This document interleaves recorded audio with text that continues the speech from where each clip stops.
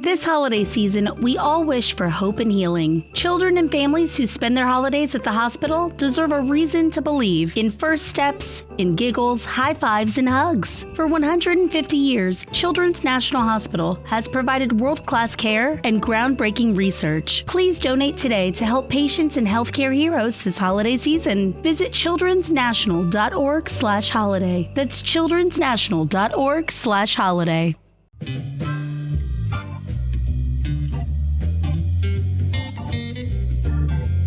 Night is a talk show with published authors, writers, and content creators discussing both the creative and technical sides of writing, as well as the industry surrounding it, from novels to screenplays to comics and more.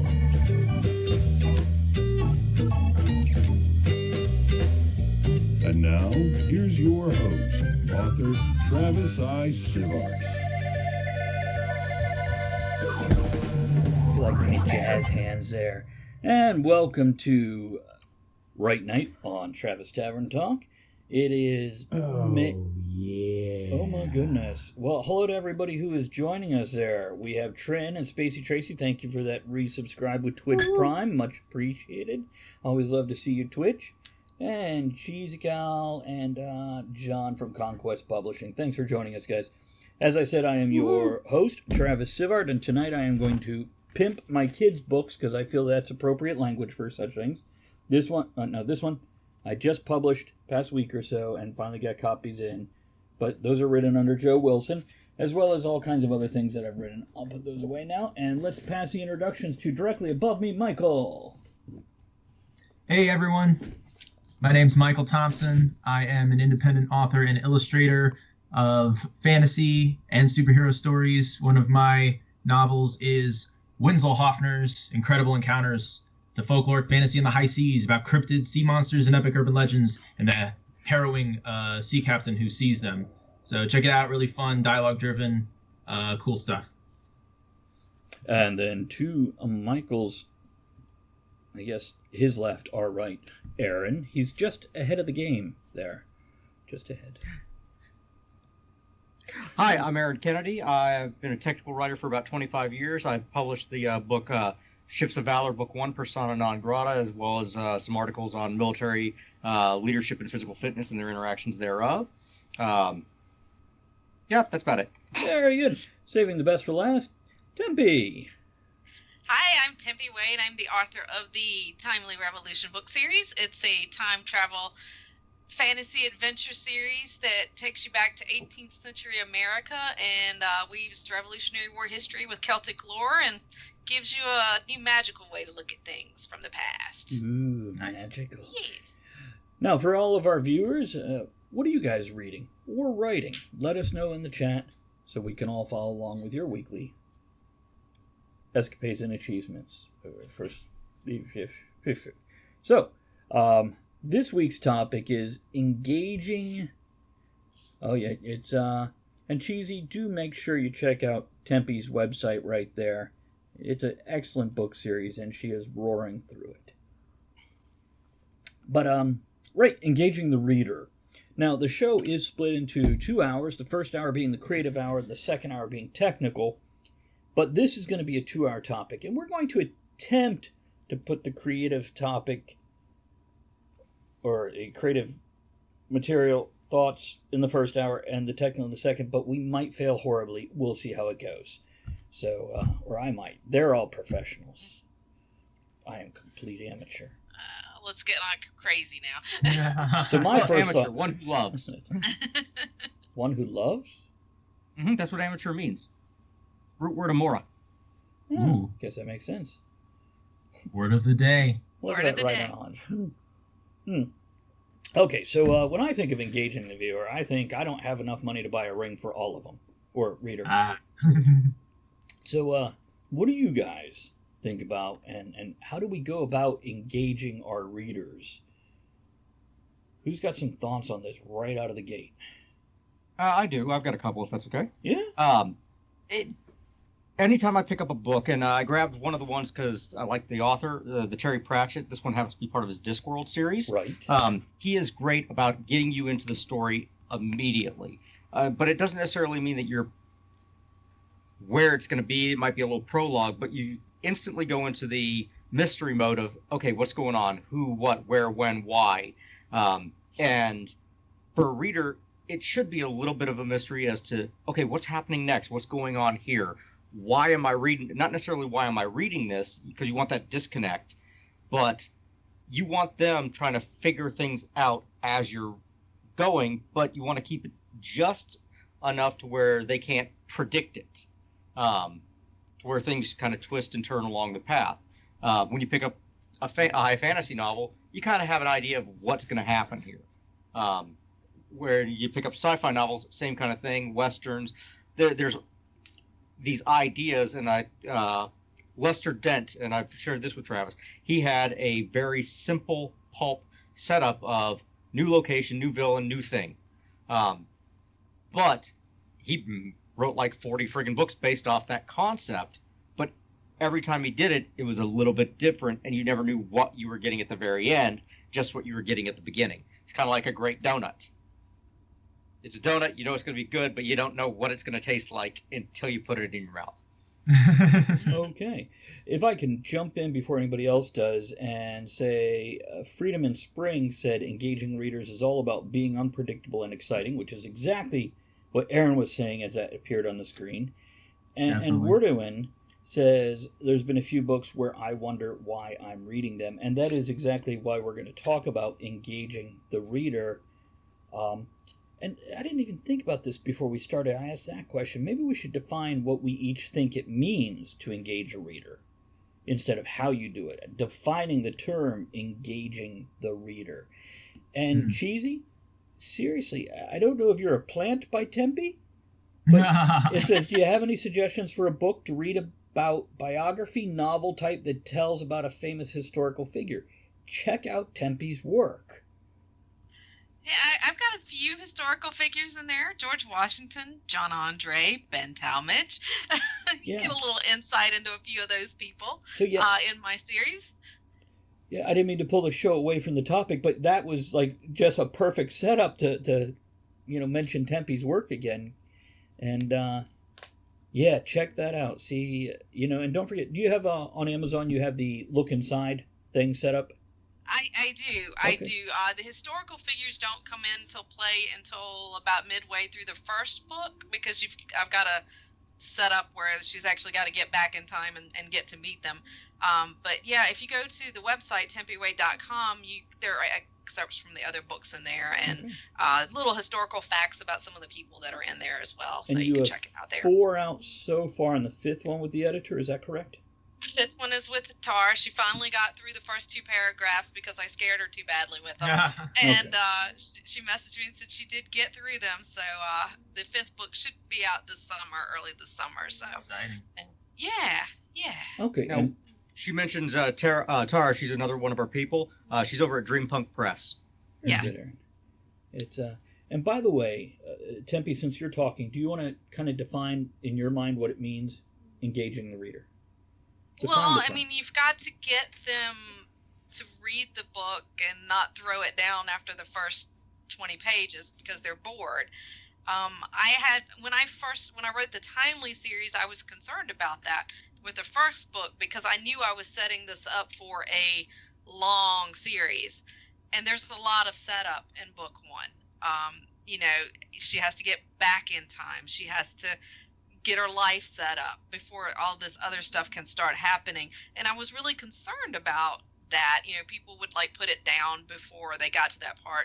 So I had to throw some twists and turns in to kind of spice it up, to change things up a little bit. And that's what you have to do. You just have to throw the unexpected stuff in there to keep people coming back. And now I have people that tell me they'll sit down and read the first book in a day or two because they just couldn't put it down because, with the twists and turns that kept popping up in it.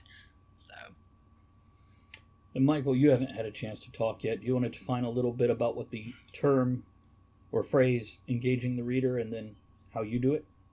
Sure. I like what Freedom in Spring said about being unpredictable and exciting, and he's a buddy of mine from college, so hey, thanks for dropping in. I appreciate it. I think my definition for engaging the reader would include anything that helps the reader forget that they're reading and keeps them fully immersed in the story. Willful suspension of disbelief. Yeah, as an experience. Even better for when so yeah, it's that's what I'd say, and things that just draw you in general. So like even a good cover, and then a great first sentence is a great way to engage the reader. And then beyond that, it's just good pacing and describing things as they happen.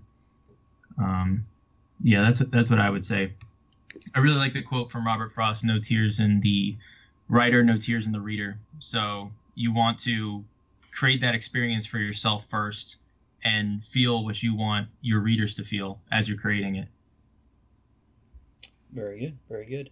It's one of the things I love most about when reading a book is, and this has changed over the time of my life, especially as I have started writing and publishing. I've become much more critical about writers, about writing, about what I read. When I was in my teens, I had to finish any book I started, no matter how much I wasn't enjoying it. It was, I guess, an ADD thing or something like that. I just had to finish it. God forbid it was a series. Some people love Stephen Donaldson's White Gold Wielder, about a leper transported to a fantasy world and his wedding ring is magic, blah, blah, blah. I did not enjoy it, but I read all 6 because that's how I was set up.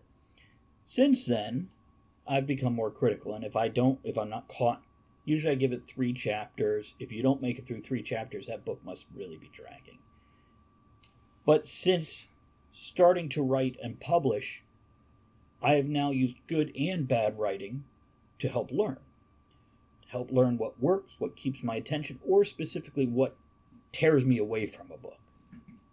And there's some writers who I have really enjoyed years ago that now I have a hard time reading them because I realize certain things through my experiences. But today I was listening to an audiobook as I lit bonfires. And, well, singular, not multiple. Bonfire, singular. Brandon Sanderson. His, I don't even know the name of the series. It's Firefight Book 2. Steelheart was a Book 1. And I would get lost in it. I forgot that I was experiencing a book. And when I lose myself so much that I cannot critique, that's an experience. That's a great book for me. And that says a lot. And that's what, as a writer, I want to aim for. I want to keep honing my craft till I can create that for me when I'm writing, but then secondary for my readers, when you can just get lost in it. Wordwin, I am glad to hear you enjoyed them after the first 20%. I suffered through all 6 and didn't really enjoy any of them. But I was in my mid-teens at that time, and maybe now that I'm older, I would enjoy them more. Maybe now that I'm a leper, I would enjoy them more. I'm kidding. I totally probably would enjoy them even though I'm a leper. And by the way, just a social leper, not physical. Well, you mentioned the 20. She mentions the 20%. Friggin', you mentioned not being able to get through there. One of the things that I ran into when writing Persona non grata is when I got to the editing phase, I ended up cutting out probably the first 15,000 words of the book to start it in a better spot. I saved all that work, right? Because it'll become the end of another book. Interesting. But right now, I think the total word count's right around 80,000 for that one. But it was at 100.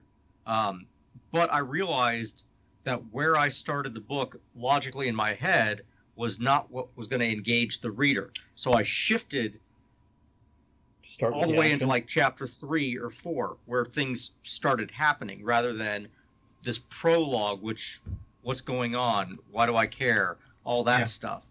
And then Travis mentioned Brandon Sanderson. Brandon Sanderson's amazing because he trimmed down Robert Jordan to something that was palpable. Freaking, I liked Robert Jordan, but I gave up on him after like book 9 or 10.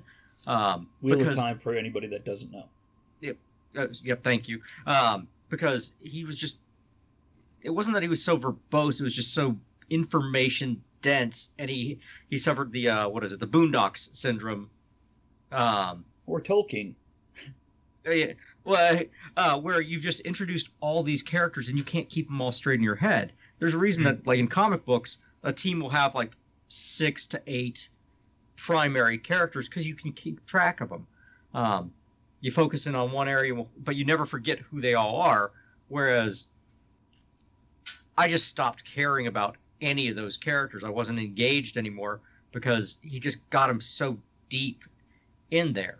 And I realized he kind of had 3 stories going on, one for each of the boys, but we also ended up with 3 stories for each of the girls, and then all these little side snippets. And I just stopped reading it because I fell out of, not necessarily in love, just one of those, okay, what is going on here?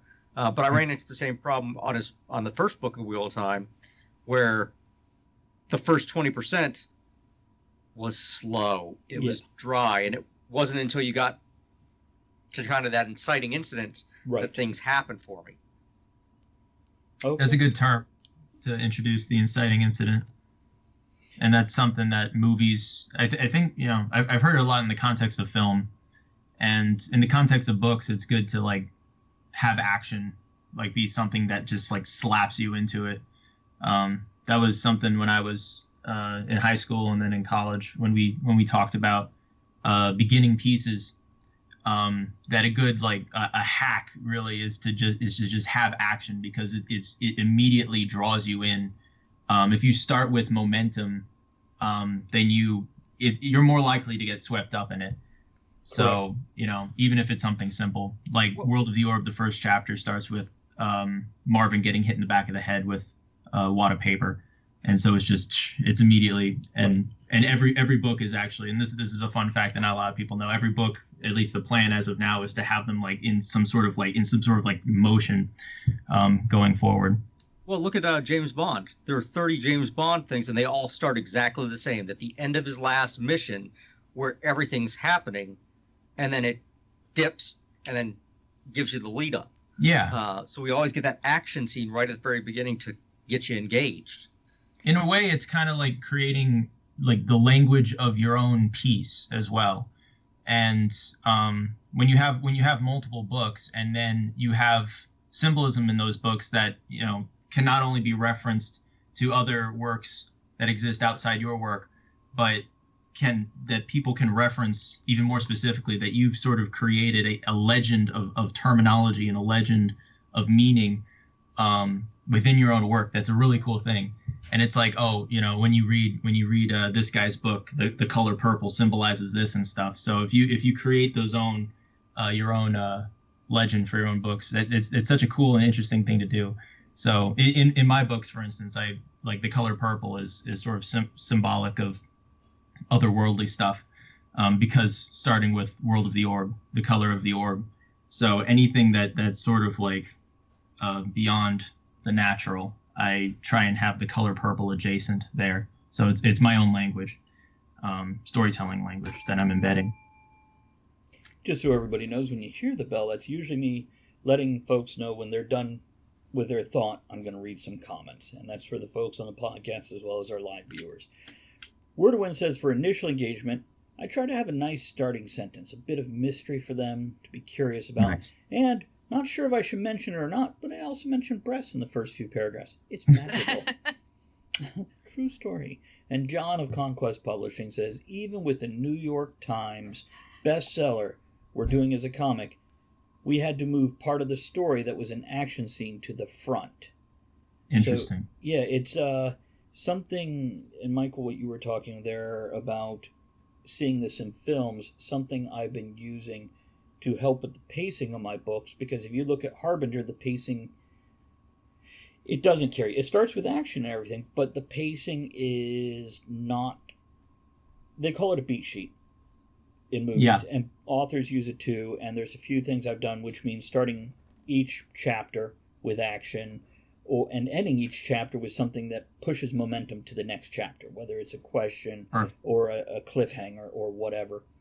But yeah, looking at breaking up a book into 3 acts, Act 1, the first 25%, Act 3, the last 25%, and the midpoint being where your protagonists go from reactive to proactive. There's also the plot points and fall, and this is something because I felt my pacing personally was off. Some readers liked it, but it didn't hold a lot of readers, and I base that on not... I guess basically the people that read it, most of them never gave any kind of response to it.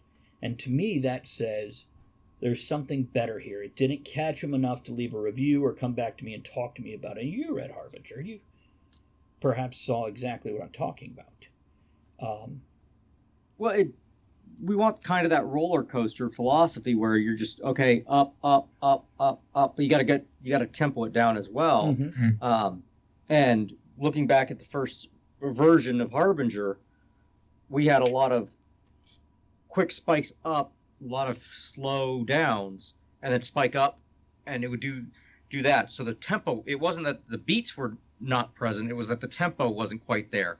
It was like a carnival roller coaster instead of a theme park roller coaster. Right.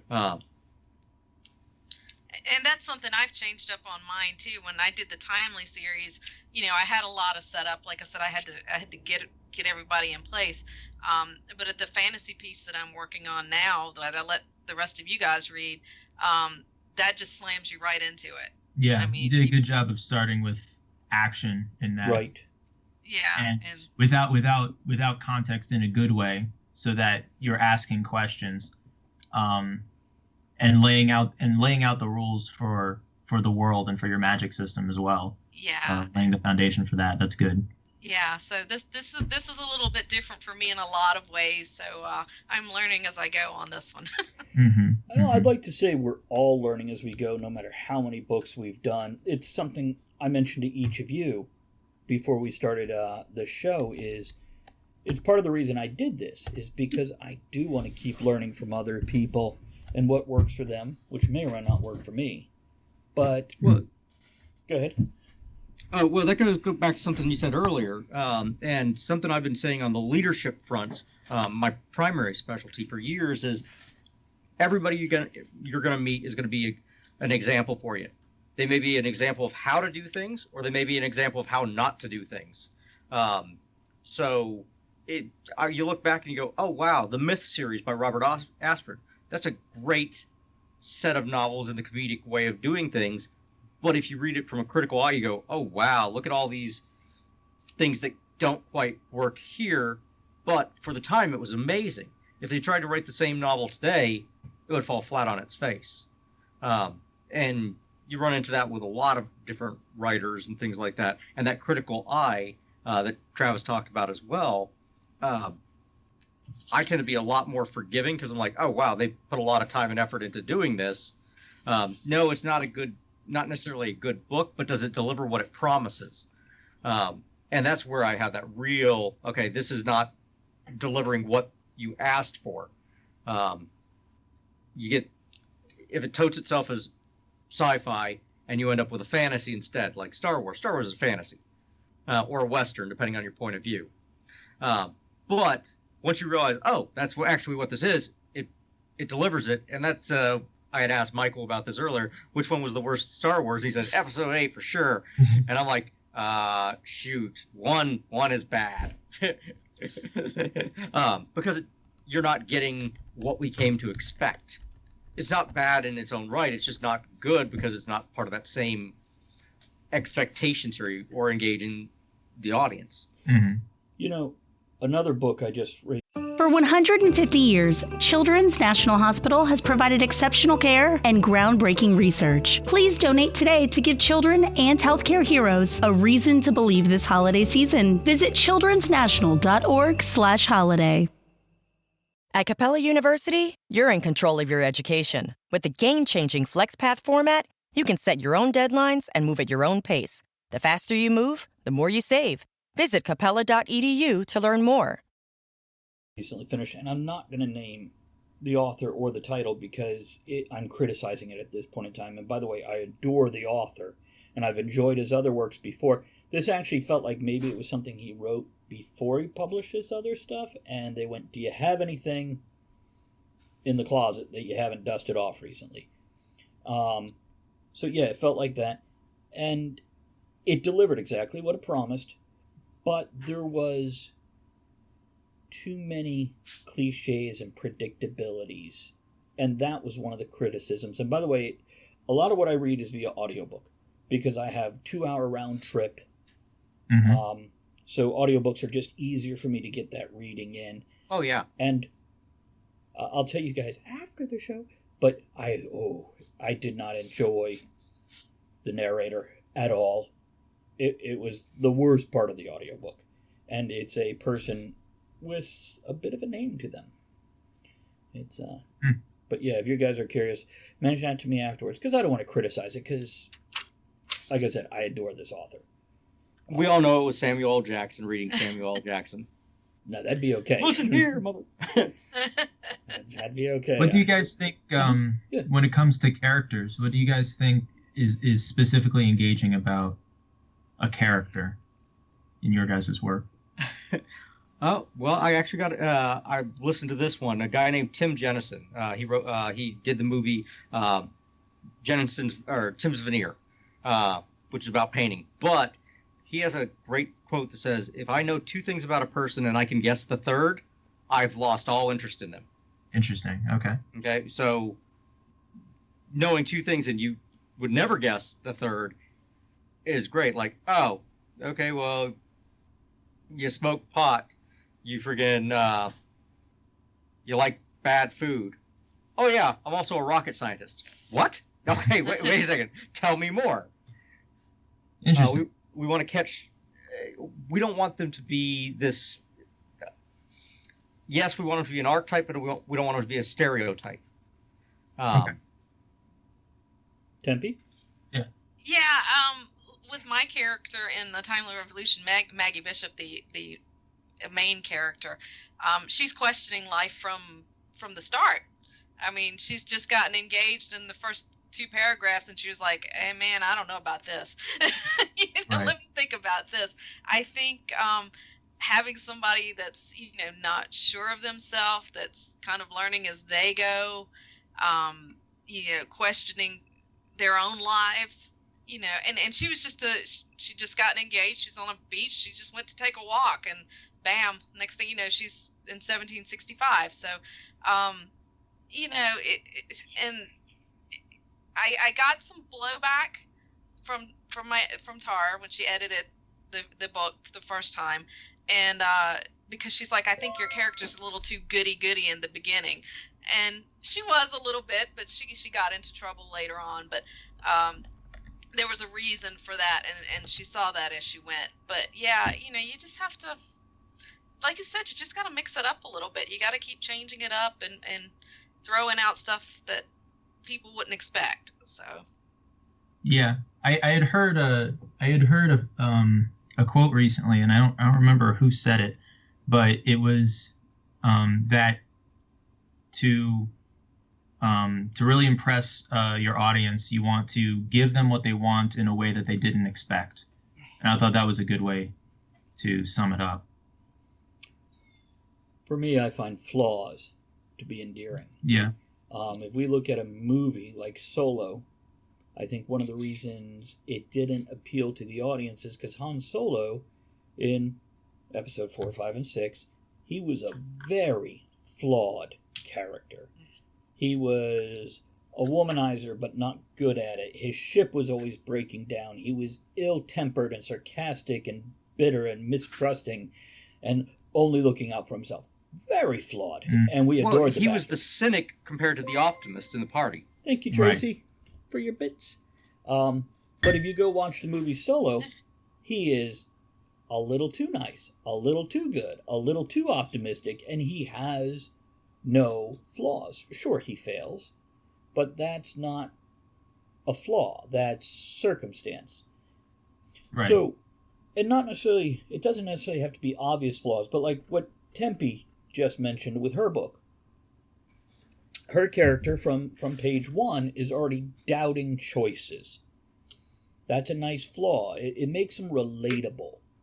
Yep. Or in an antagonist, to You never have to make your antagonist likable, but you have to make them relatable. And their reasons behind what they're doing. If you ever go read, what's his name that wrote Red Dragon and Hannibal? I can't think of his name right this second. But if you read his books where he gets into the mind of the serial killer, it's scary because suddenly you find yourself relating to this serial killer and you're understanding their motivations because he gets into their heads so well. Thomas Harris, by the way. Thank you very much. And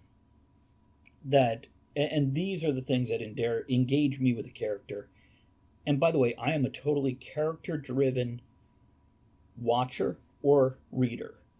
Mm-hmm. If I don't like your characters, I don't care about the story.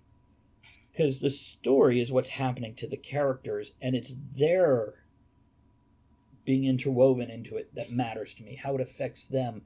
They are feeling the story for me, and I'm relating to their reactions and thoughts, etc.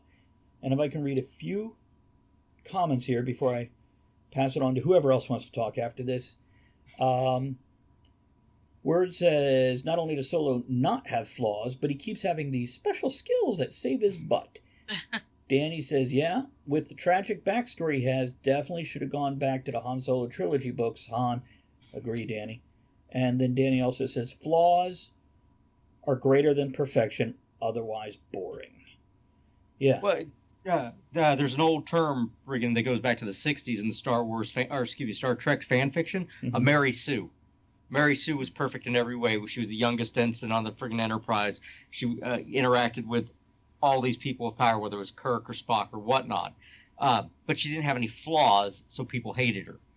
So it's kind of become a literary term of somebody that's too perfect. It's kind of like the difference on Gilligan's Island between Marianne and Ginger. Right. You know, that stark difference between the two of them. Could be why I like Marianne better. Yeah, If you Gary guys- Stu. Have you guys That's true. seen The Boys on Amazon Prime? I've been Yes. wanting to.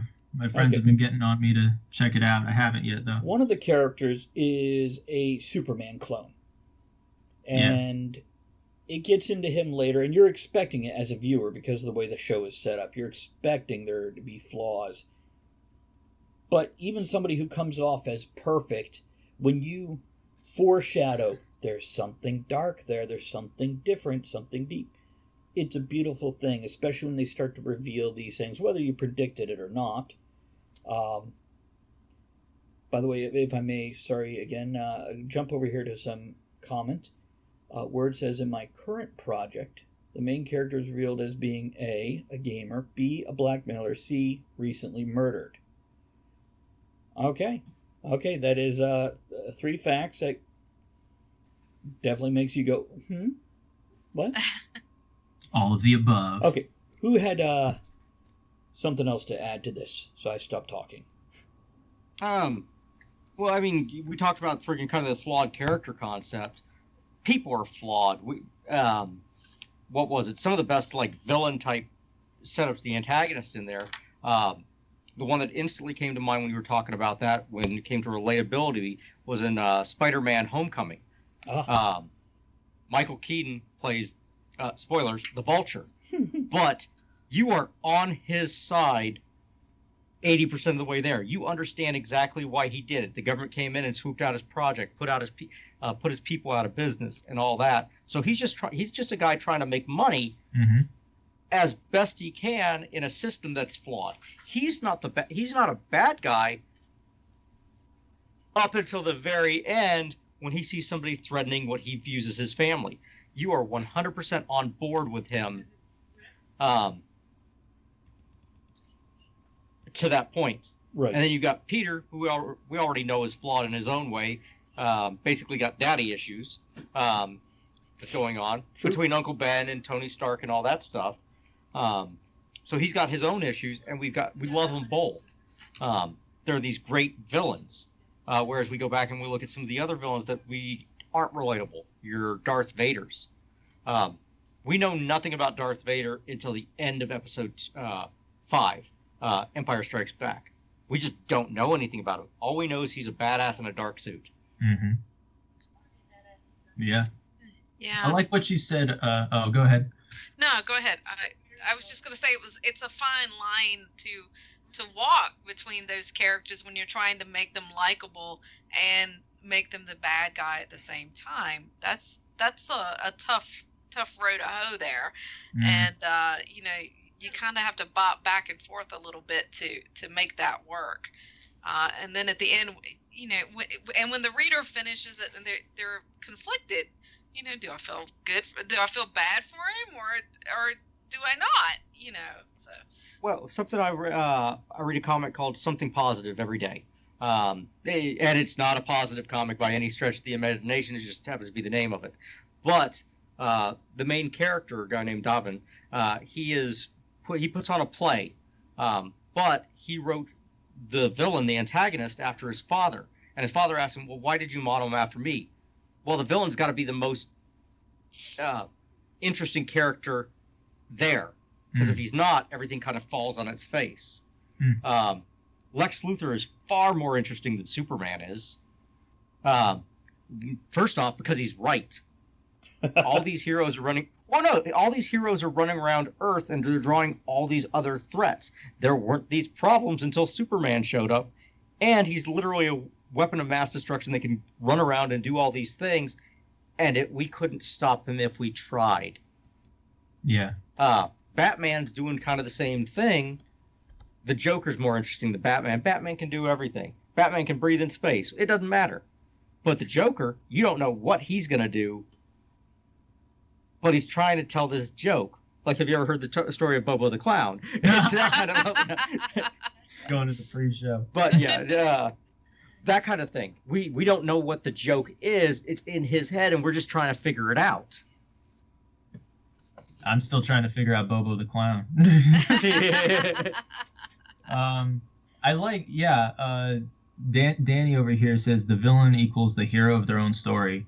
And that's definitely true. You need to, and that's really a fun thing about writing a villain, is figuring out their logic and taking sound logic or taking logic and warping it slightly and then just creating the rules for that villain. That's a really fun exercise. And then lots of times, they may not be like, villain may not be the right word. They may just be kind of an antagonist, and like the antagonist in Winslow is just kind of the ideologically backward version of the titular character.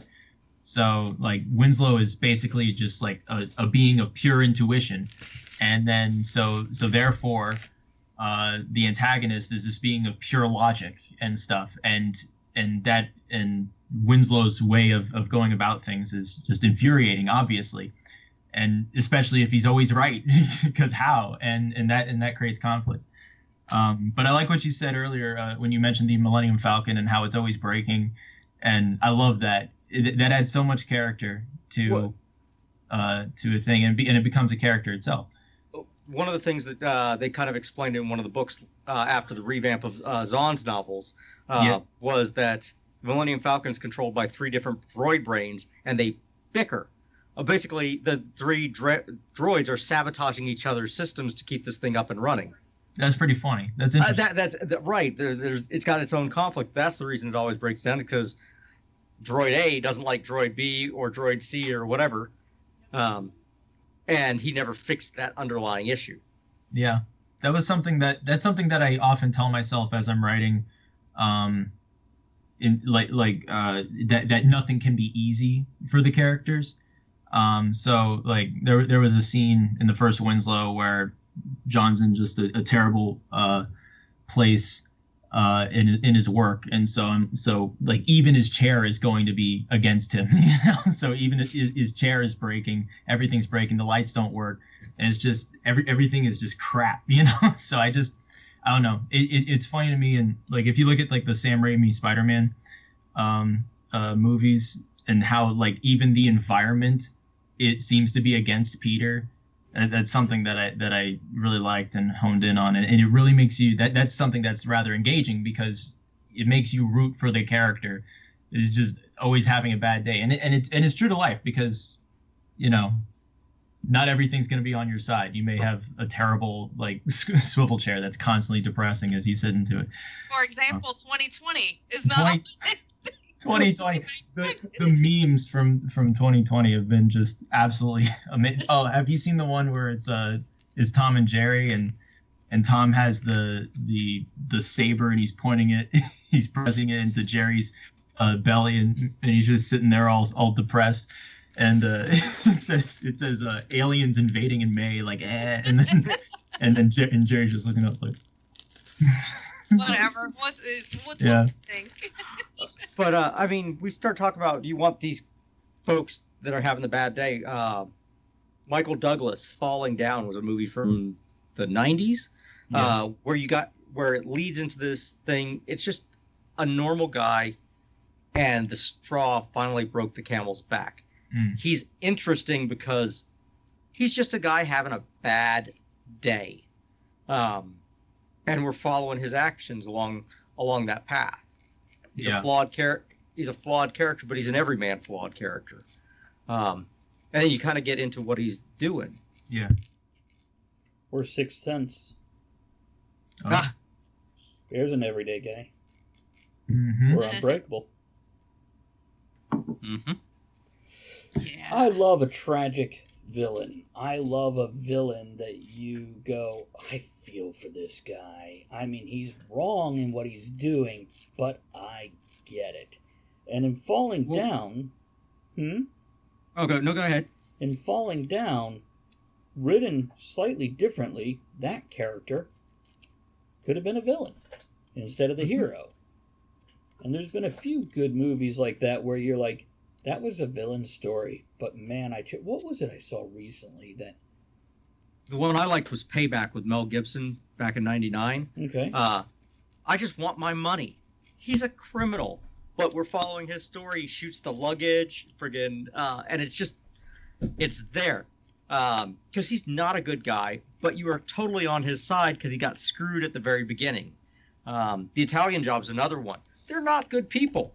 They're just trying to get their stuff back. Right. Yeah, they're criminals. They're criminals. Now, I found myself, like, in the Timely series, I just like a really down and dirty, nasty bad guy. And it may just be the genre that I write, because I've got a couple in here that are just real SOBs. There's no getting around it. There is nothing wrong with that, and I definitely use that as well. Actually, I'm trying to think, do I even use tragic villains at all? No, it's I like a black and white villain at times also. I guess I like them both. If I can read this real quick. Adam, good to see you. Adam says, villains that are in some way humanized always make the best ones. Don't get me wrong, some of the crazy, nonsensical ones are fun, but when you can relate to one to some extent, it can be powerful.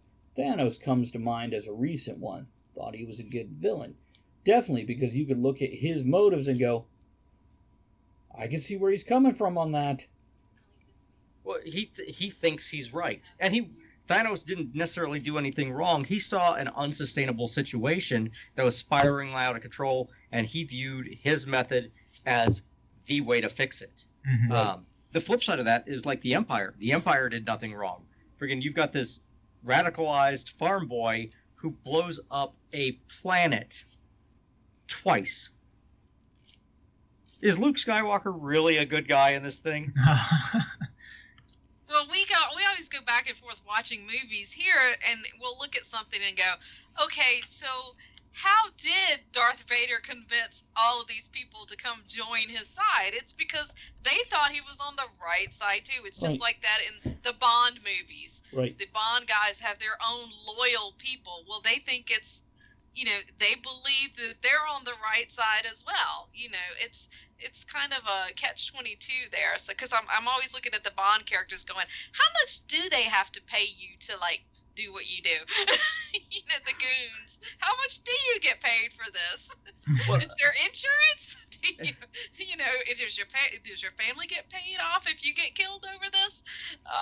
It's strange. So Well, something I did in D&D campaigns when I was DMing is you kind of lead the characters around, and they started off as goody two shoes, but the road to evil is paved with stones of good intention, and eventually you just kind of drop the bomb on them with one of the NPCs going, "You think we're the good guys?" Because every D&D game is really about murder hobos. They live on the street, they kill people, take their stuff, and move to the next location. They're not necessarily good people.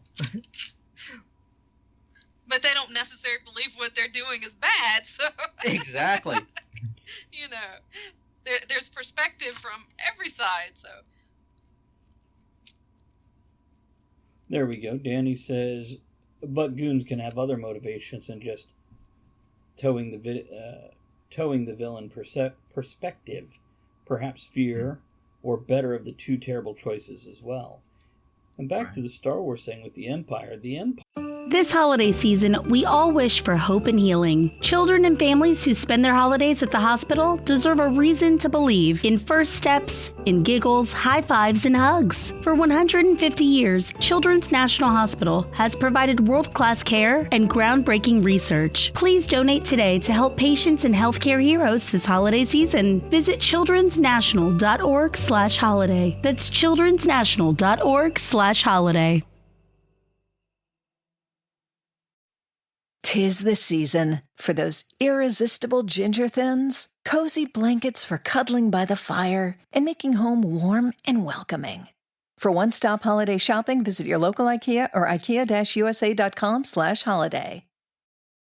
Empire brought order, safety, comfort to a whole galaxy. Every measurable thing they did better. I was watching a movie called Mr. Right. It's Anna Kendrick and Sam Rockwell. Okay. He is an assassin, but as we kind of get into as he's going up against the villain of the story, he runs into one of their minions, and the minion's just like, "Look, man, I'm just here for a payday. Friggin', they offered me X money for the day. I'm here for the day." And it was one of those mutual. There wasn't necessarily a conflict between those two characters other than the situation that they were placed in, which was great. You don't necessarily have to ideologically hate each other to be placed in a situation, which is kind of great in the storytelling concept. We go back to Star Wars because it's relatable. Right. Luke Skywalker hates Darth Vader and everything he stands for, but he came from an Empire planet. He was looking to join the Academy at the very beginning of the first movie. He was one of those guys until somebody else twisted his view just a little bit. Right. Well, that and stormtroopers, killed his family. Well, maybe they had it coming. Maybe they went outside without their masks on. Fucking farmers. Oh, there we go. Here's a few comments, if I may. Word says, one of my readers told me one of my books was the first horror story she liked because she ended up sympathizing with the evil character and she hoped she'd win, which was, to her, horrific. And Danny says, there's actually one reason I couldn't continue to watch Dexter. Empathy. Too strong. So yeah, it's there's a situation where your good guy is doing horrible things for all the right reasons.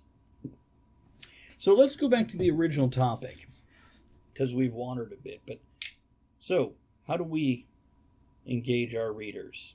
What tools, tricks, etc. do we use? What's in your toolbox, guys? Tara gave it a name last week, but start late, finish early, where you're already in the action when you start whatever scene you're dealing with, and you finish it on a cliffhanger to where, oh, okay, what's happening next? They want to flip that page to get to the next one, which is it's a great tool in the toolbox. It's more on the technical side. Yeah, Elizabeth. Thank you. It was Elizabeth, not Tara. But it's a great tool to where you kind of start writing to the beats as well. Right. I like it because we see things in action, and I guess tonight's going to be a Star Wars night, but it starts off with the ship being boarded. We have no idea what's going on other than this giant ship is going to the other ship, sucks it up, and then a fight ensues. We're caught right in there. That's right. Like hovering right behind your characters and putting them in some type of danger immediately demands resolution, you know? And by the way, if I can add to that, starting with action doesn't have to be a gunfight or any kind of physical violence. Starting with action, Michael mentioned a wad of paper to the back of the head. Tempe mentioned disruption in her main character's life, walk on the beach, already doubting decisions that are in place. These are all ways to start with action that isn't a gunfight. Oh, yeah. Persona non grata starts with a security door slamming on the main character's face. Mm-hmm. Well, no, it just slams in front of him, and he's like, what the hell is going on? But the idea is that it's an event, it happens immediately, and you're going, okay, wait a second. This isn't a normal thing. Why is it happening? And we don't want normal, we want twists, we want changes. We want to go, oh, I thought it was going to go this way, but it didn't. So what happens next page? I use a lot of internal conflict in the first book too, because my character is trying really hard not to change history, but at every turn that's not happening. Every time she tries to steer clear of changing something, she ends up inadvertently changing something. And mine is such a historical mix where I try to stay with history and events, and then having to throw that stuff in there and then flip it back around so it comes back around to the part where it actually happened. So it's first rule of prophecies. The first rule of prophecies: anything you do to prevent a prophecy will bring about its fulfillment. Right. So it's gonna happen, but why did it happen that way? Oh, a great battle will be lost. Oh yeah, I didn't say it was gonna be your side. Exactly. Interesting. Yeah. Michael? Yeah. I think there's, in terms of things that engage me as I'm writing and when I'm reading, what I like is to have a sense of discovery and a feeling of discovery.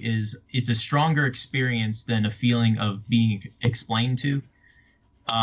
So leaving breadcrumbs, leaving clues and hints, and dropping those interesting nuggets, and then having those build up to this poetic return, where as the reader you click the pieces together as you go along, and then especially if your character is discovering something at the same rate, that's a really good way to do it. Like in World of the Orb, there's a sense of discovery around every corner because it's a brand new world that's being explored.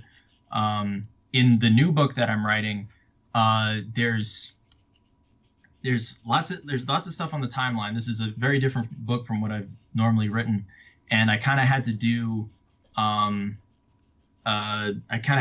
break the story like film and put the major story beats down, and then shuffle them in an alinear way. So this is very new for me. So that the revelation, as the character's reliving these moments in his past, that they line up in a story arc way, even though they happened in a different order chronologically.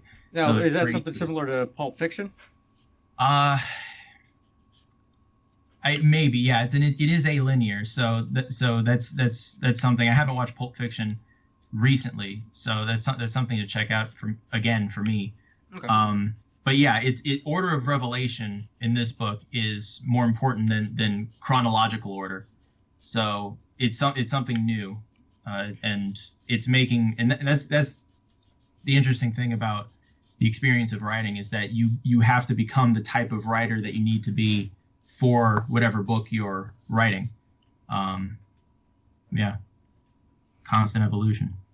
If I can read a quick comment here. John says, one of our stories has a horrific specter sucking the life out of someone on the splash page. So in comics, sometimes an interesting graphic helps get attention or set tempo.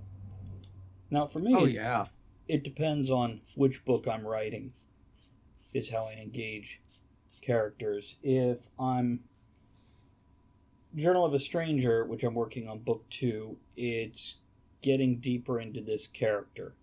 And that's actually, as much as it's a diary in a Robinson Crusoe type situation and feel, it's one that I have to go do the most back work on to give, because the pacing is not set up in the beat sheet way that I'm doing, for example, Silver and Smith, which the way I engage people in that is the James Bond type intro, which is also used in Indiana Jones and Pirates of the Caribbean. Mm-hmm. All three of those start with the end of the last adventure. Except in Indiana Jones 3, where it's a flashback to his, origin story, if you will. And right. So I like how he doesn't mention 4.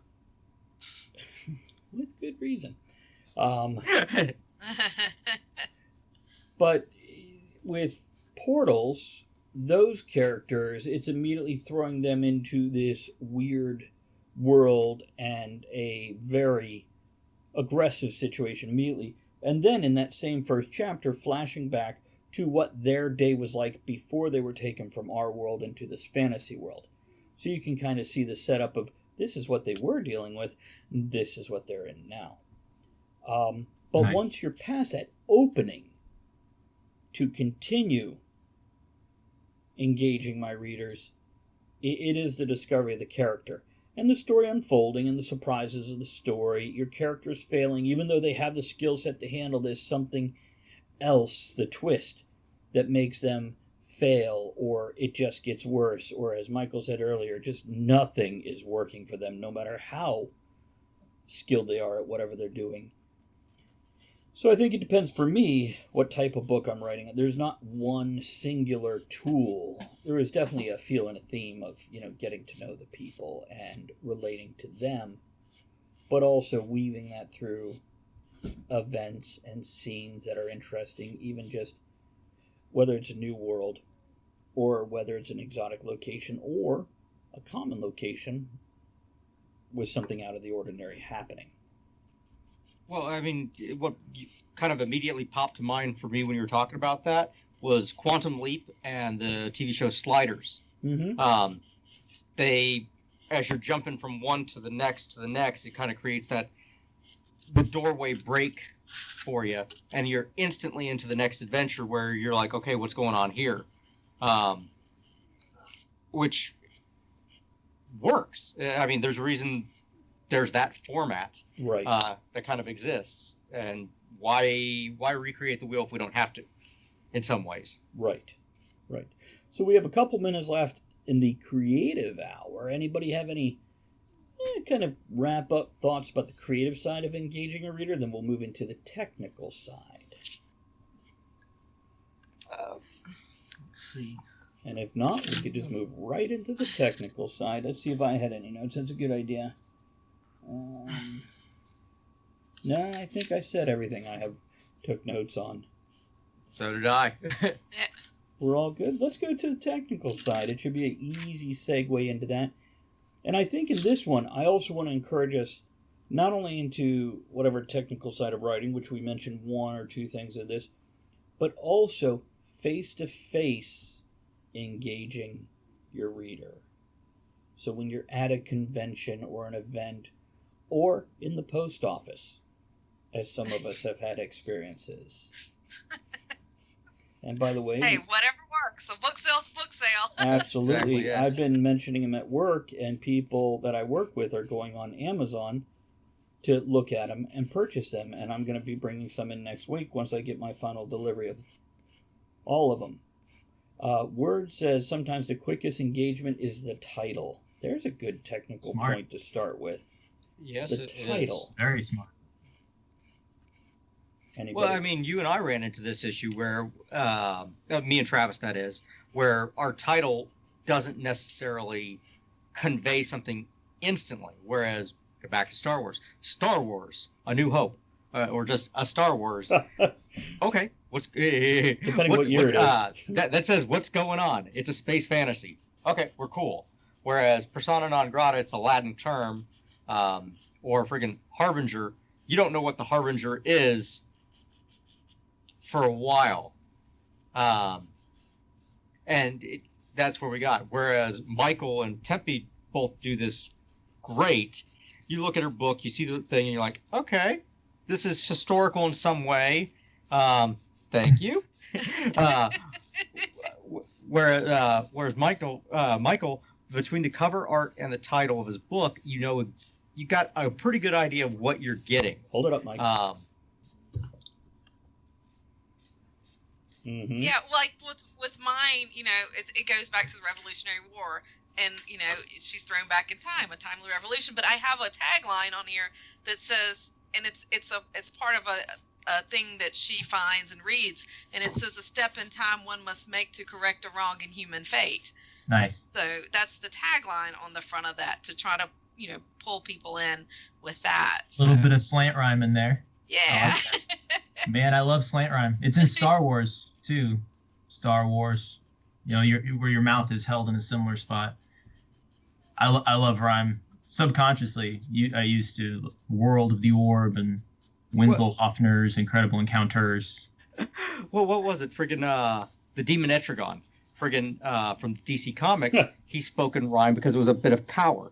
The original rap battles were Norse because people could rhyme and go there. Loki participated in rap battles.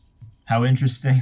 Right. That's where it comes from. No, don't get me wrong. He also tied his lower bits to the horns of a goat for whatever Haven't we purpose. all at some time? That's not special. Look, we all don't live it out in the country, Travis. So, See, that might be just a little bit unusual. I've done similar things with some of my book titles, not all of them. Oh, okay. Not the goat and the horn things, but just whether it's alliteration or like etheric elements has a similar mouth movement. Yeah, it's a good sound. All of my rhyme stuff is done by by Finn, who's the king of the Fae, and I make it a point to point out how bad his rhyming and his poetry is. Every time he comes up with something else, everybody's making a remark about the bad poetry. So, just kind of make it a running joke. Well, you can have those though. What was it? The Black Sword series. One of the characters, whenever he's introduced, they always introduce him with the same leading paragraph. They describe him as he appears, and you're like, okay, why are they doing this? But it's one of those, oh, okay, this is how he enters a scene. It's kind of like a movie using specific music to set the tone or set an introduction to a character as they're appearing.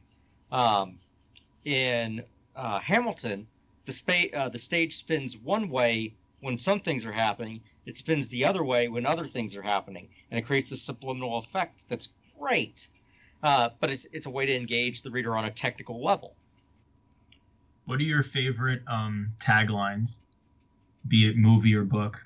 Do you have any? Oh, gosh. No. I can't think of off the top of my head. Exactly. I don't remember taglines. I've got one. What's go yours, for it, Michael? go for And it. then I have something here to comment on, but go on. All right. Army of Darkness. Yeah. It's trapped in time, surrounded by evil, low on gas. Yeah. Good. Like that. Tracy says, I think the blurb on the back of the book also makes people want to read it. And then Danny says, titles are the hardest part of my writing process. If I could take a moment to comment on both these things and then toss it around the room here. First thing, let's talk about titles. Because I was very bad at titles. Which, over the past 7-8 years, creating titles for Talk of the Tavern or Write Night, and these guys have seen me rework titles for the shows to make them more interesting and teasing and everything. Here's the bottom line. If you write the blurb on the back, take that blurb and shorten it to one sentence, and then shorten that one sentence to 3 to 5 words.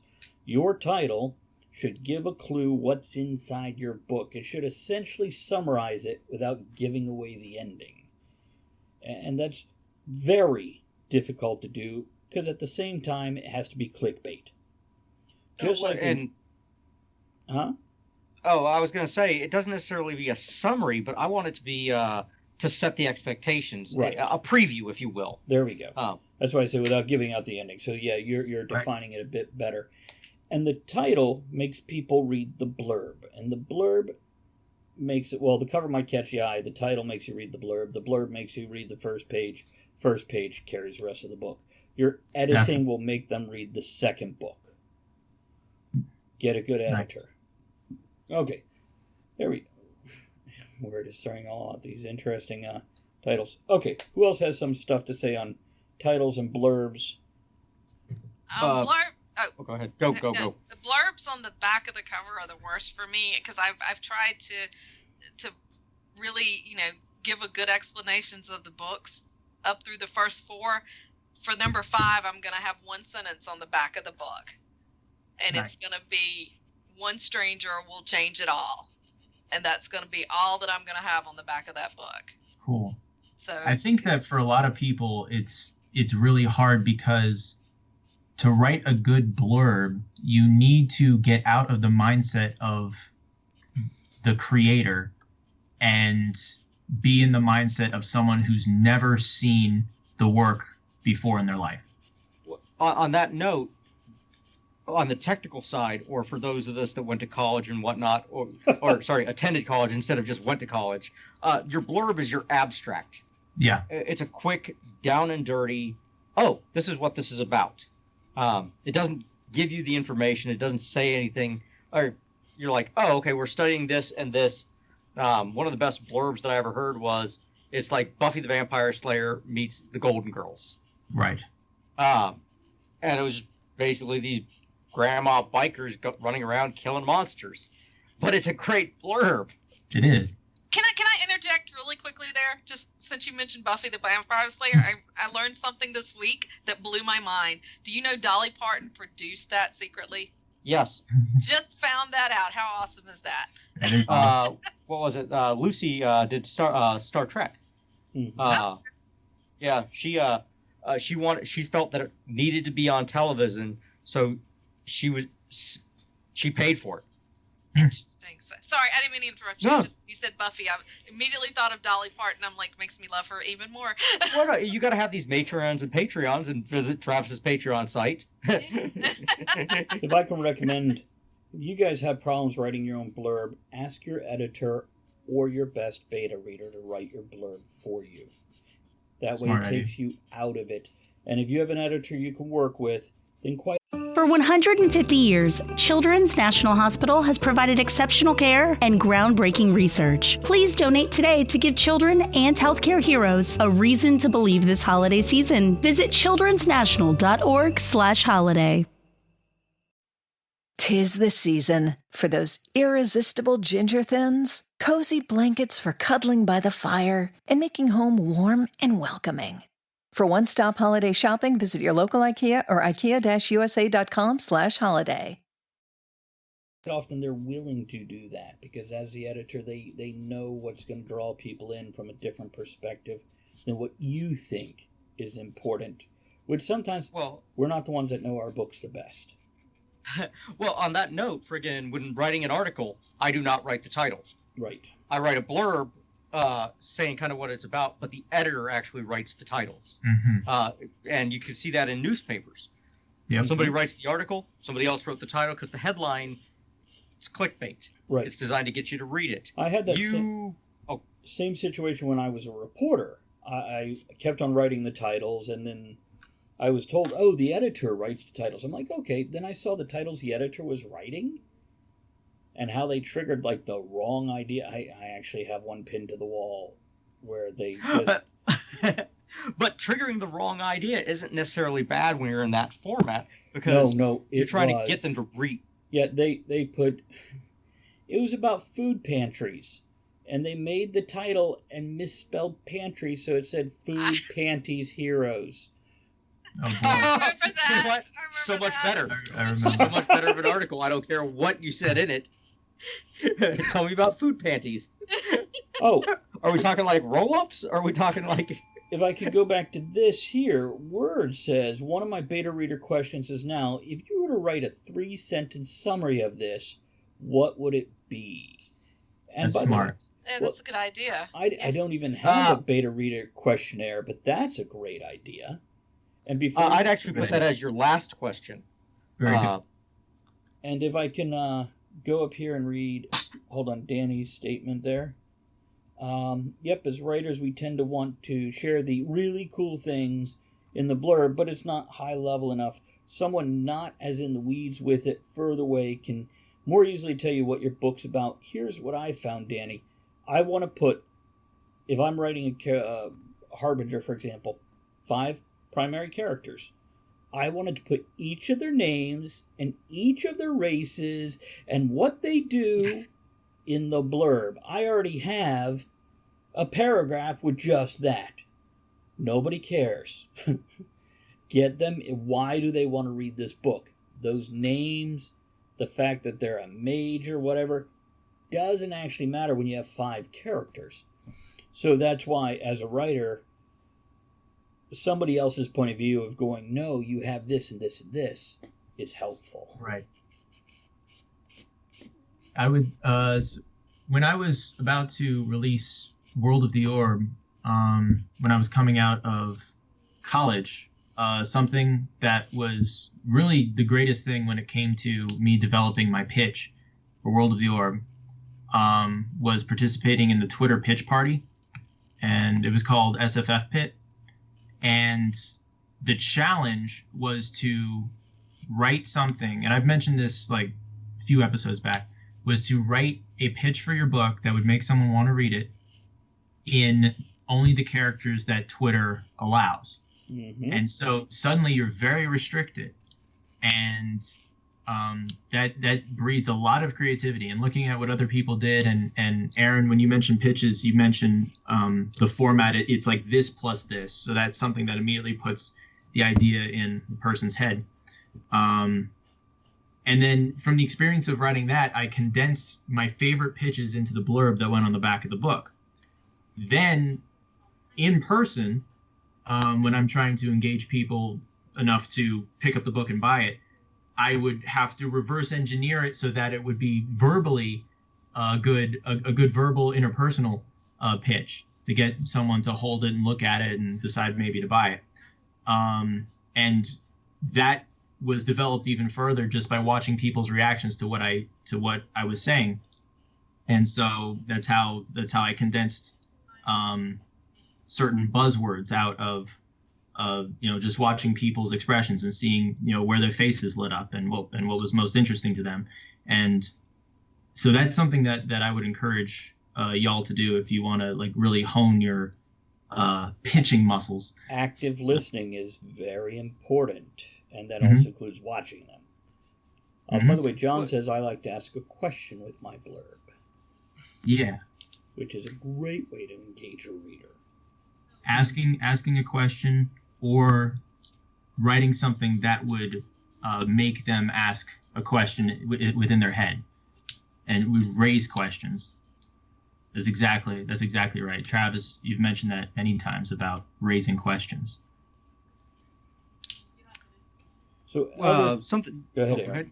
Nope. Something Michael had mentioned was the this plus this format, and I hadn't thought about it that way. But the cool part about that is you get, if I mention Buffy the Vampire Slayer, oh, I'm interested in Buffy the Vampire Slayer. If I mention Golden Girls, I'm interested in Golden Girls.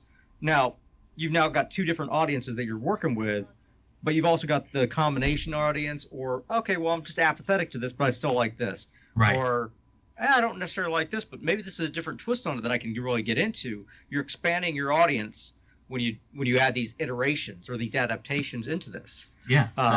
Which brings out the audience that you want. But going back a bit, imagine your book is just the cover at a movie theater and you haven't seen the preview yet.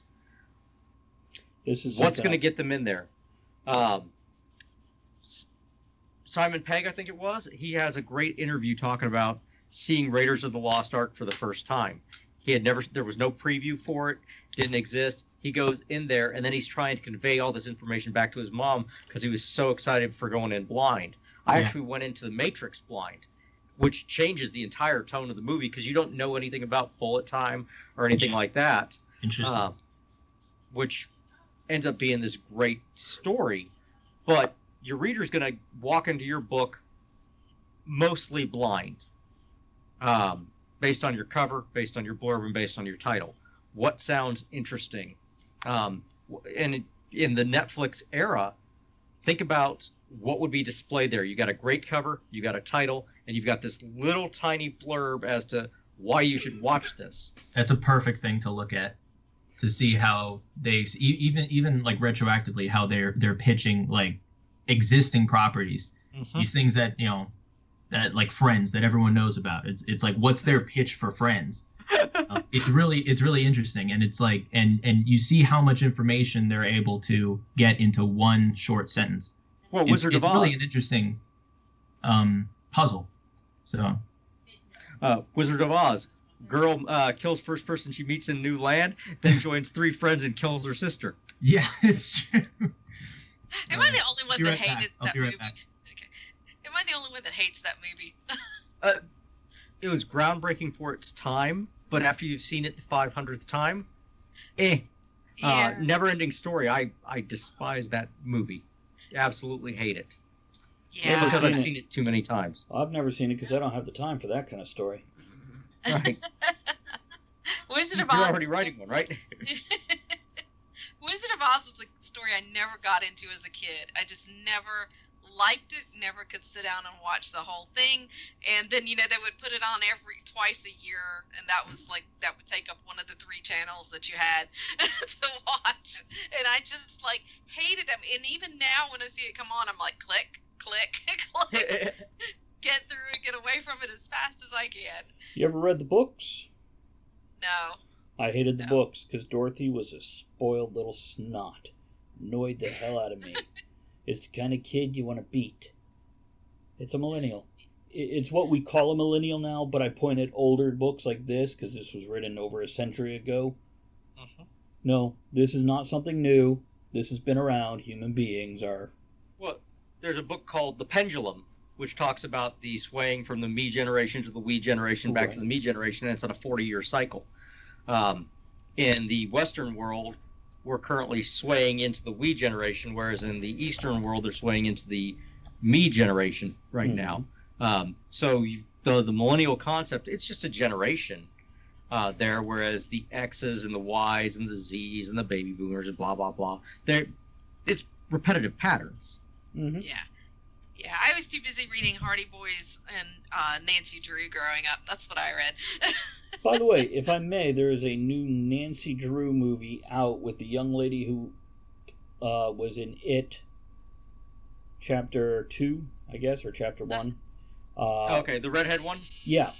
Fun, interesting, etc. And do you know when Nancy Drew was first published? Oh, God, like 30s? Like 1918, I think it was. Was that early? Wow. Yeah, it was like World War I era.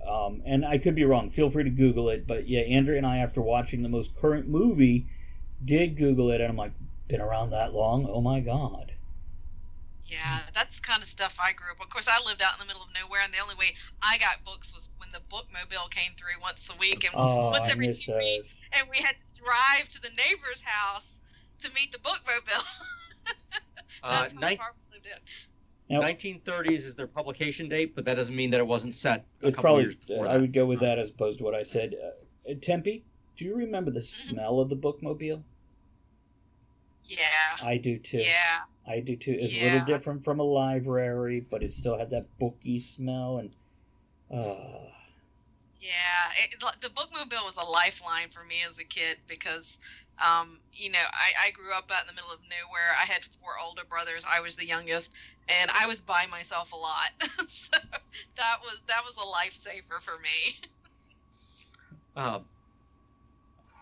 Wow, I remember the book. We didn't have the bookmobile, but we had the in-school classroom like twice a year where they they just shut down the library, set everything up, and your parents gave you like $5. That was Buy the what you can. Scholastic Book Fair. That was Yeah. another delight. I had those.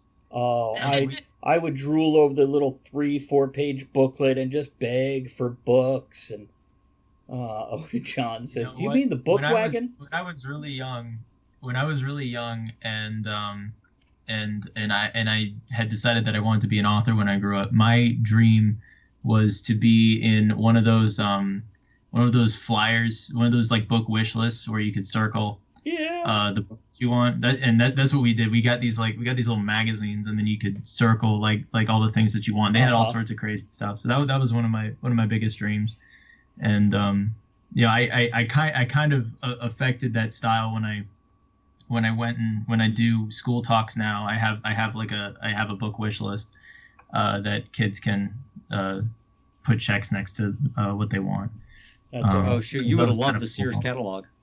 And Michael, it's different now because when you're a parent and your kids come home with those things and you see the this long prices. list of books that they want, it's like, I'm sure, but like I don't know, it's just such a magical feeling for me when they had those. It had a little description of the book and the cover of the book, and it's like, oh, and then you would get we got boxes. There's a big box that would show up on your desk depending on how much you got. Yeah, there was something that was in the publishing industry for years was the little preview magazines to make the determination. And John from Conquest Publishing in friggin' Jersey, Carden Comics probably knows, very familiar with the little magazine. It says, okay, this is what's coming out this coming month. How many do you want to order? How interesting does it look?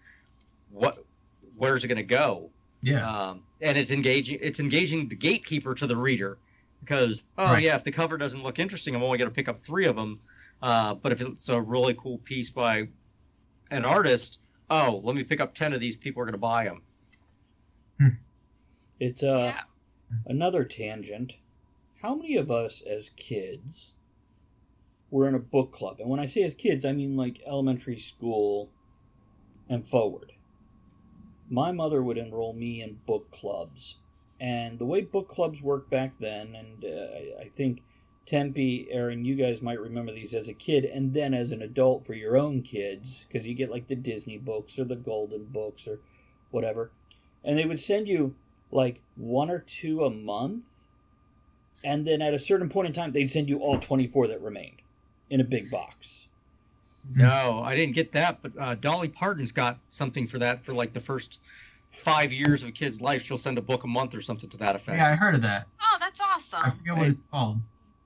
Yeah. It's a program. Yeah, I remember those books, Travis. They were I believe they were Disney books. I vaguely remember them.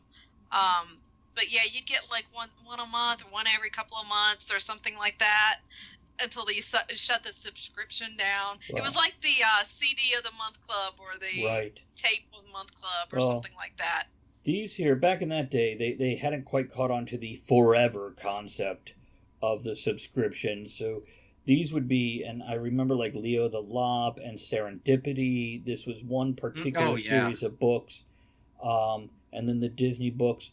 And I was such an avid reader, my mother couldn't just give me one a month because I'd be back before an hour had passed, finished. And they were kids' books, so they'd be like a picture on one page and then maybe a paragraph on the other page, and I would just devour them. And I never folded pages. I never colored in them. I didn't write my name in them. I'd just always been a book fiend. And when she got that big box of final books, I happened to see it. And I'm like, can I? And she's like, no, you get one a month. And I'm like, soon enough, she's like, just here's the rest of the books. And there I was in my room for the next 3 days, just reading books. And then I'm like, I'm done. Well, we run into that as authors, too, where probably Tempe more than the rest of us. When's your next book coming out? When's it coming out? Can I have it? Can I be a beta reader for it? I've got so many people that message me going, do you need a proofreader? Do you need a beta reader? I just want to read the book before anybody else does. I'm like, That's no. good. Nice. Good position to be in. I mean, I read Jim Butcher, the Dresden novels, and he had a 2-3 year hiatus between the last book and the next 2 that are coming out this year. just life got in the way, and there's kind of this expectation, but where you're engaging the readers, and you got to go, okay, well, the next one's coming out soon, TM. As long as it's not George R. R. Martin soon. That dude's gonna die before it happens. You know what? Aw. He's lost my interest because he's taking so long, and that's a problem when you take 6 to 7 years between books. Why don't you just pass it on to a ghostwriter, make the money off of it, and get your fans what they want? Because now I just don't care anymore. Not to mention when the TV show passed him up, they completed the TV show from the time he wrote the last book till the current one. And I'm not speaking ill of it. It's just a case of you get to see a different ending that's on the TV than that's going to happen in the book. Which one's now the adaptation? I'm having that problem with Expanse. Ooh, Mind you, Expanse question. is not cut up to the books, but they have changed it enough. It's a separate story now. It's, just totally a different story. Okay, back to engaging readers, if everybody's okay with that. Let's flip it back to that. And let's shift over. We've mentioned blurbs, we've mentioned titles. What about interacting in person? And I don't know if we should make Michael go first, because I think he's the best of us at this, or if we should make him go last. How about we start with Tempe? Because I know you've had a table with your purveyor of unusual for years now. So you've been interacting with customers, but what about the books, and how's it work? I'm horrible with the books. I'm absolutely horrible with the books. I can talk prop work all day long, but when it comes to books at a table, I'm horrible at it. That's why I had a banner actually printed up that tells the breakdown of the first book. You know, it's kind of a what do you call it? You know, like a sandwich board. Yeah, exactly. Where people can actually read it at conventions, and it gives a description of the book, and it's big enough that they can stand back and read it, so they don't have to come over to me, because people at conventions tend to be a little bit shy sometimes. I am. A little bit standoffish, yeah. And they're like, oh, I might be interested in that, but I don't want to go talk to anyone. So I put that up, and I noticed it gets a lot of traffic. People come over and read it, and then they'll inch over and start talking about it. So Well, I think that what that goes on is none of us want a hard sell. We don't want to walk into Best Buy or into a freaking AT&T store and get sold a new phone. The one we got works fine. Whereas if you kind of set up the board, it's like, oh, okay, I can look at it, and then I can ask about this one rather than get pushed into this lane. Right. And it's easier for me because I get tongue-tied when I'm talking to people. Even on the show, I get tongue-tied, as I just did. But yeah, it's easier for me. It's easier for them. But it's the books are a hard sell for me, and I don't know why that is, but they are. It's just hard for me to do. And I can talk to anybody about anything. As you guys well know, I can talk to anybody about anything. Except your books. Except my books. So what about you, Aaron?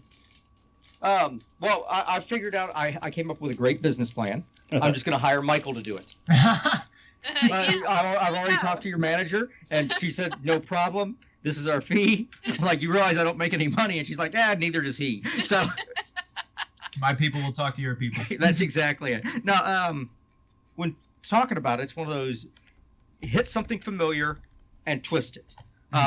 Persona non grata is Odysseus in space. Great pitch. Simple, to the point. And then I go, oh, okay. And I'm like, hey, friggin', one of the things that we always run into from the military side, engaging military people, is they always talk about the culture shock going into the military, but never the culture shock reintegrating back into society. And that's what this book is about. It's a reintegration using a pulp story. All right. But like I said, I'm just gonna freaking sell. I'm gonna sell my freaking marketing to Michael. I'm gonna have him do my cover. I'm gonna have him I'll have Tempe do the title, and then I'll have Travis write the blurb, and then I just gotta find somebody to actually write the book. That's the trick. There we go. With all powers combined. Our powers combined. I'll forward the head. Shaped like a book. For me, when I'm in an event type situation, I've always hated a hard sell, whether it's giving or receiving. So what I've done is, of course, the covers can draw people in, but This holiday season, we all wish for hope and healing. Children and families who spend their holidays at the hospital deserve a reason to believe in first steps, in giggles, high fives, and hugs. For 150 years, Children's National Hospital has provided world-class care and groundbreaking research. Please donate today to help patients and healthcare heroes this holiday season. Visit childrensnational.org/holiday. That's childrensnational.org/holiday. With MailChimp, you get a whole lot more than a URL. You get an all-in-one marketing platform to help drive sales. That means you can connect your data to make more informed, smarter decisions, and you get powerful automation tools like our Customer Journey Builder to ensure you never miss an opportunity to turn shoppers into loyal customers. So if you're ready to integrate your marketing and boost sales, get started today at MailChimp.com/smartmarketing. MailChimp, built for growing businesses. Started getting like bookmark type pieces of paper, basically cardstock cut to bookmark size, and on top of it I would put for example, Steampunk for Simpletons. What did I put in for that? Of course I didn't need steampunk. I put social DIY and then something else about it, basically culture. Above Harbinger I put epic fantasy. Above Etheric Elements, I put Steampunk Anthology. So basically, at a glance, they have the cover, then they have a genre.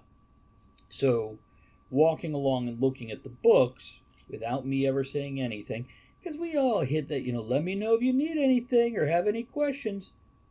Oh my God, we know that's why you're behind the damn table. But when we're behind the table, we're going to say that shit anyway, just to open up the conversation if they want to have one.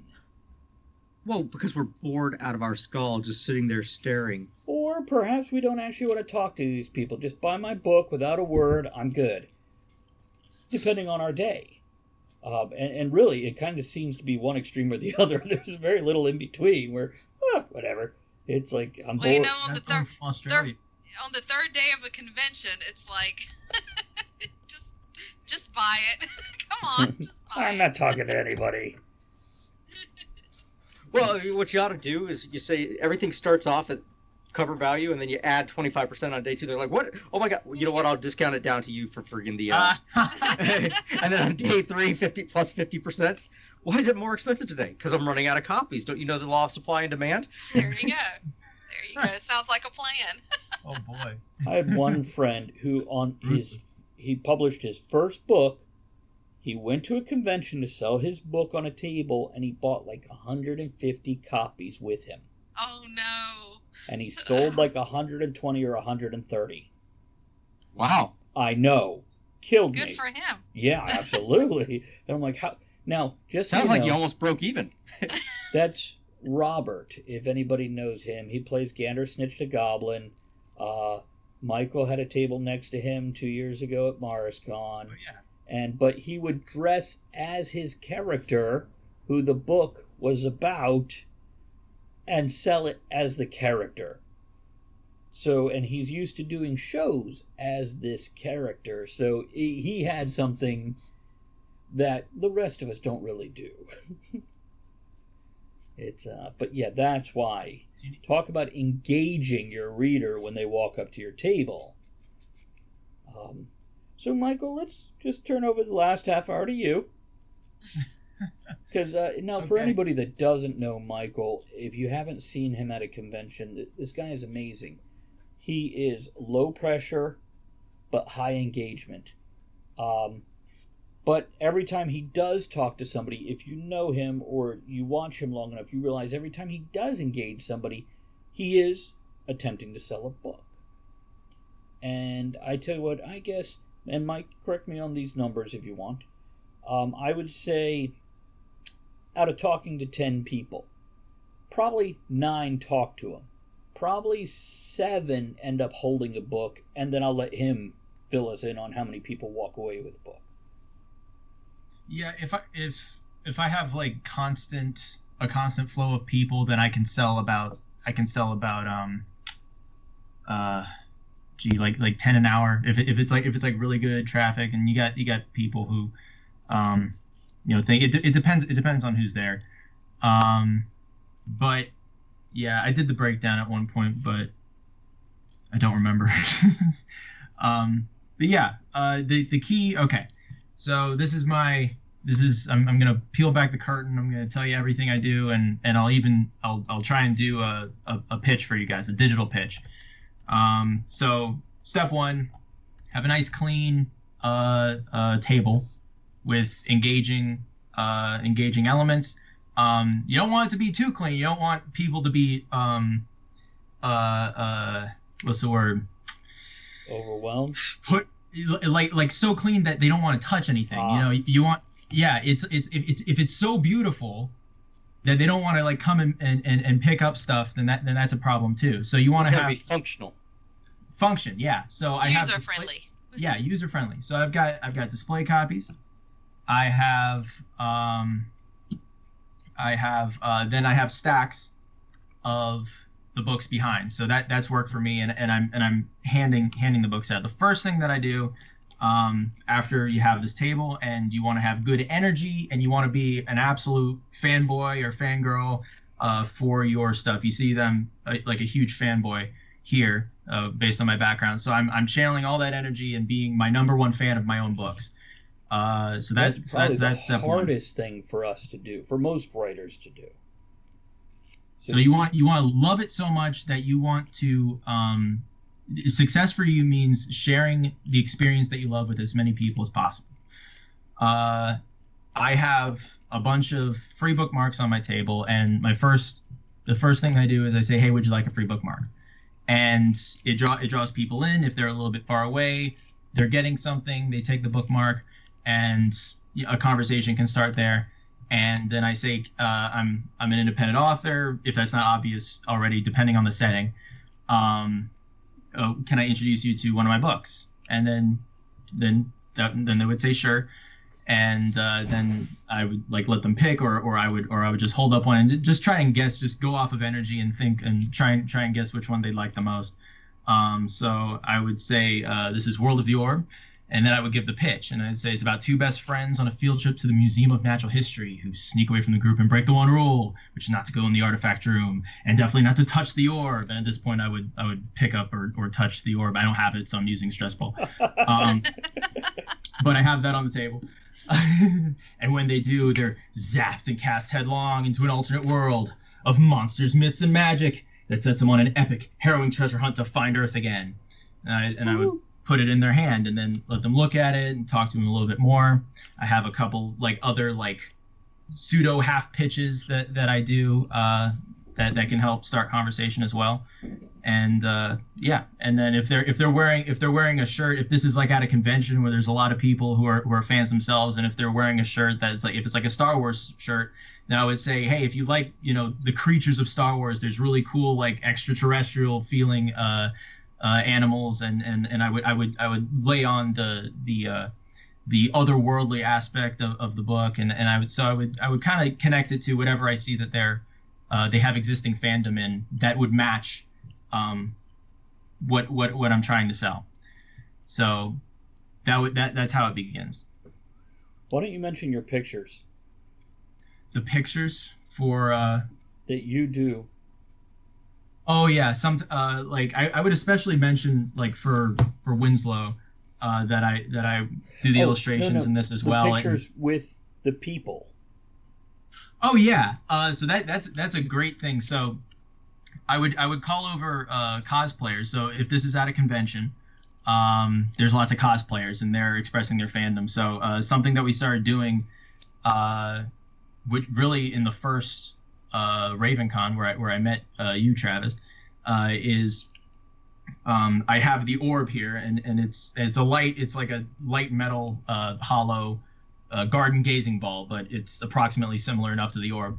And so I take pictures of the cosplayers holding the orb, and they just automatically get into that mystical stance, and it's great. And so during or after the event, I create an album with all of these amazing characters holding the orb, and that was really cool. That was a really cool way to engage, because and if they had handles, then I'd tag them.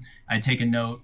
I'd like write it on a piece of paper and take a picture of it in my phone, so I would know what corresponds with what, and then especially if it would be coming way later, so then I would at them, and it was cool. So I have a lot of like cosplayer followers from all these conventions that I've gone to, and it's cool seeing them still, hang around, and lots of them bought the book, and it's cool. So then you have people who are fans of cosplay and who are fans of whatever they're cosplaying as coming in, and it's a merging of audiences, and it's really cool. So yeah.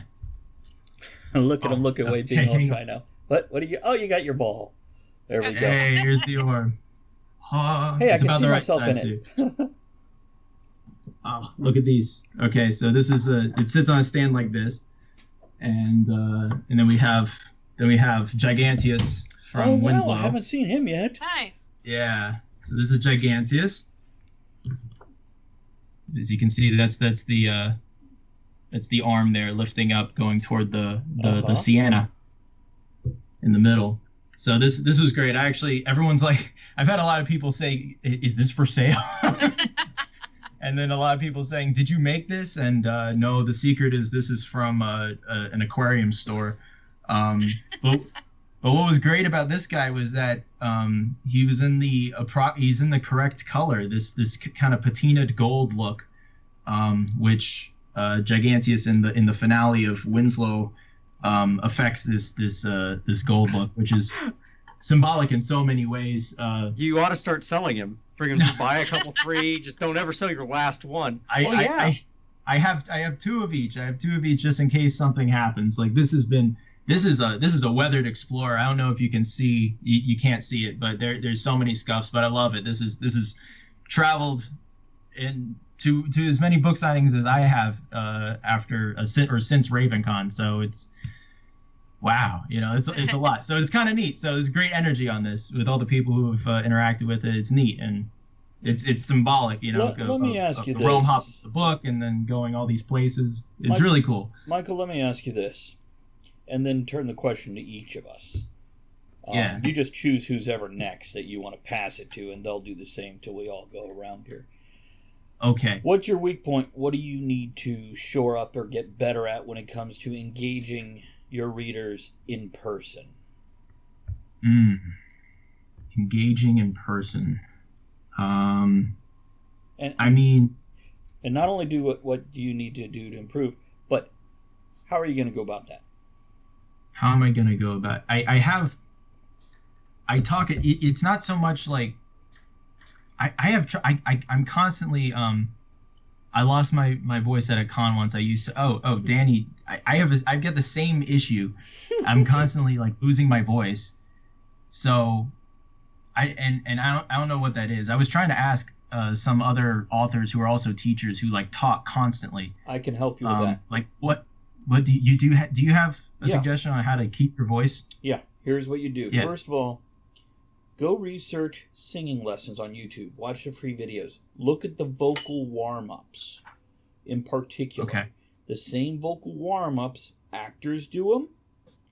If you're going to be spending all day at a con, you're going to do them too. You're also going to watch what you're eating and drinking, because certain things will constrict the vocal cords.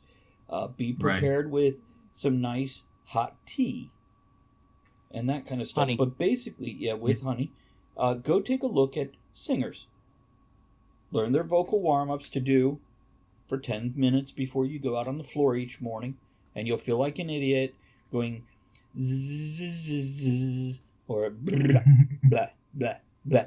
But it loosens everything. It warms up your vocal cords, and then make sure you take those breaks you need. Watch out for certain foods that constrict your vocal cords, etc.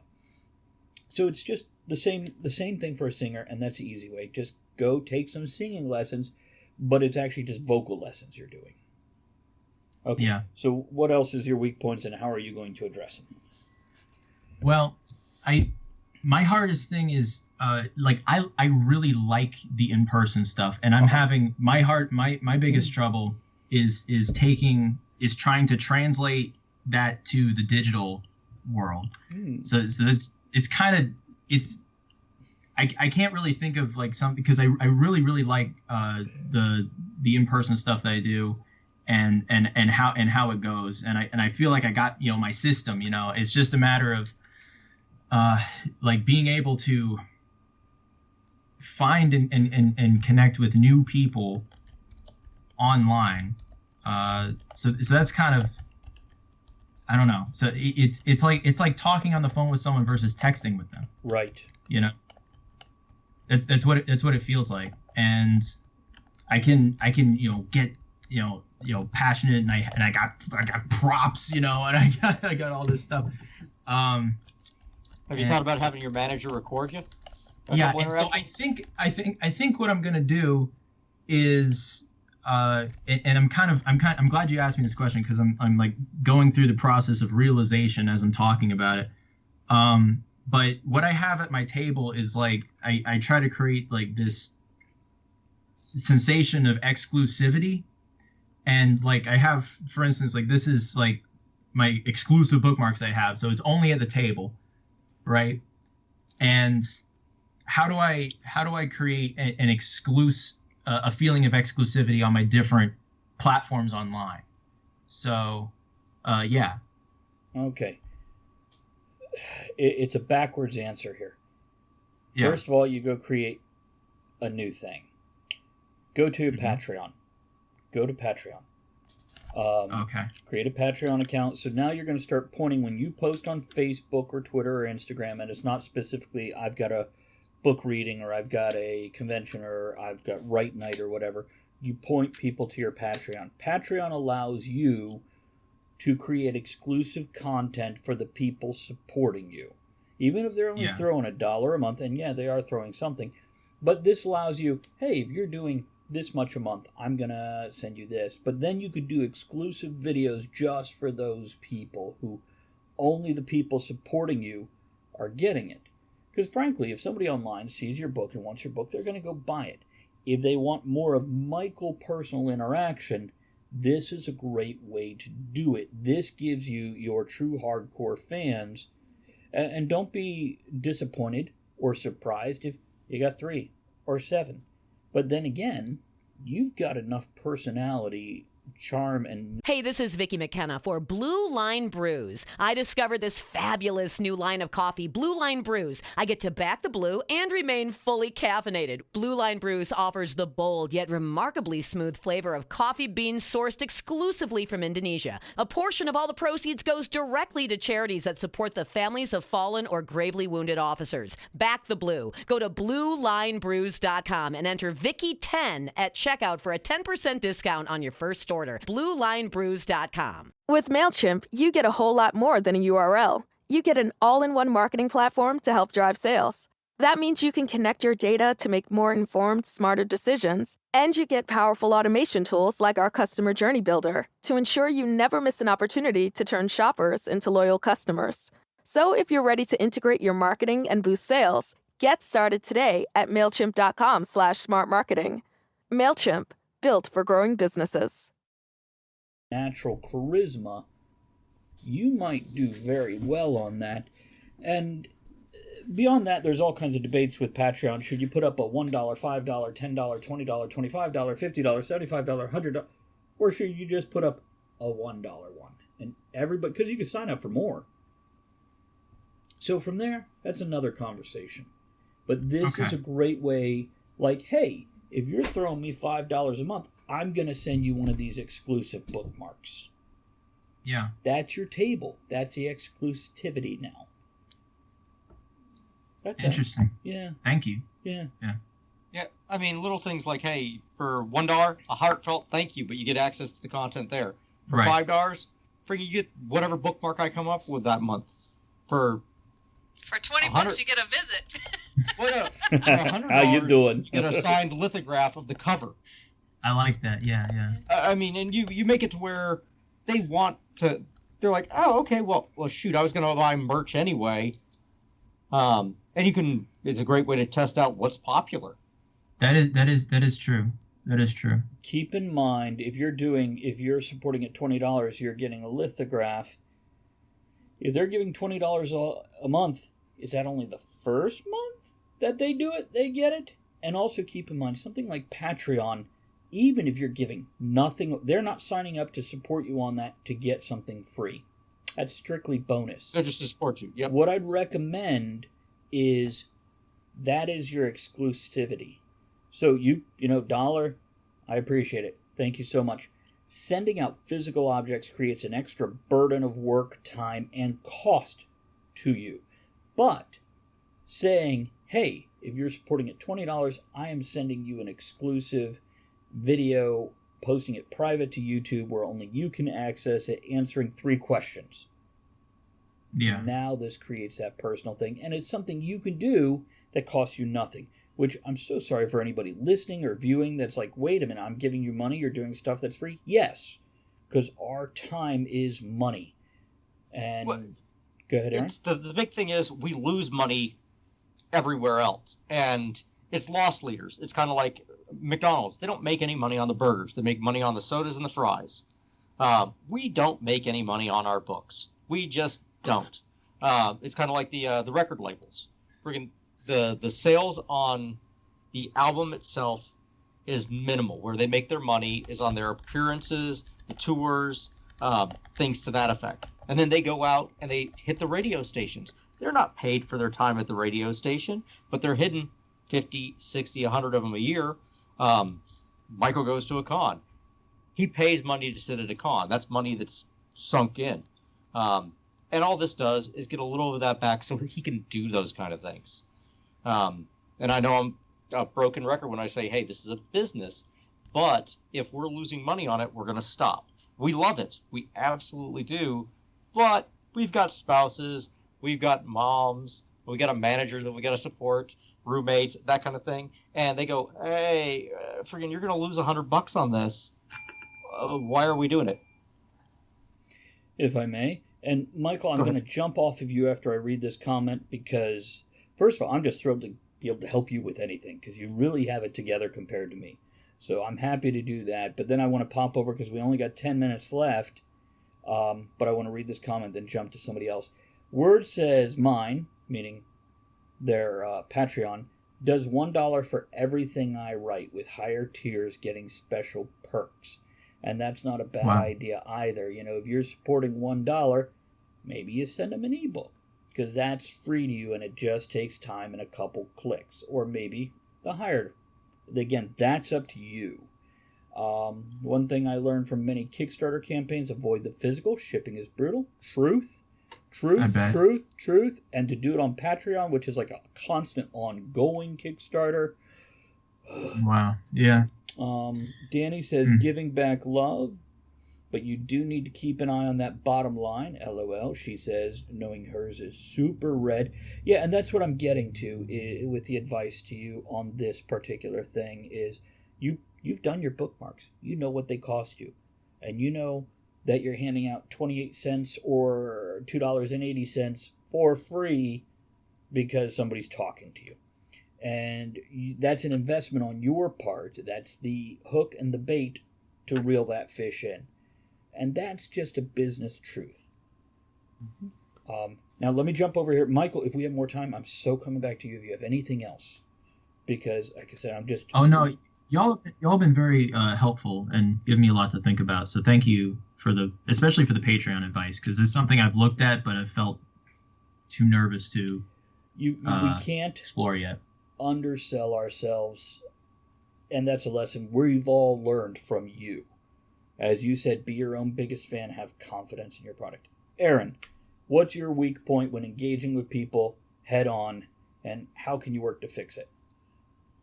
Well, the big thing is I have to have more product out there in order to do it. I've got the articles and things like that, but I need product. It's hard to sell those at a con. Exactly. Well, friggin' not only from a quantitative standpoint of, I've got 3 books or whatever. Mm-hmm. I can't sell the articles. They're already out there on free. So even if I'm sitting at a table and I've got 100 books sitting there and I'm engaging everybody and I break even, that's fine. But when's the next book coming out? And I've got to have an answer for that. I can't be like Tempe and go, oh, well, friggin' here's my schedule through 2027. Aaron, I'm going to say you may be wrong on this.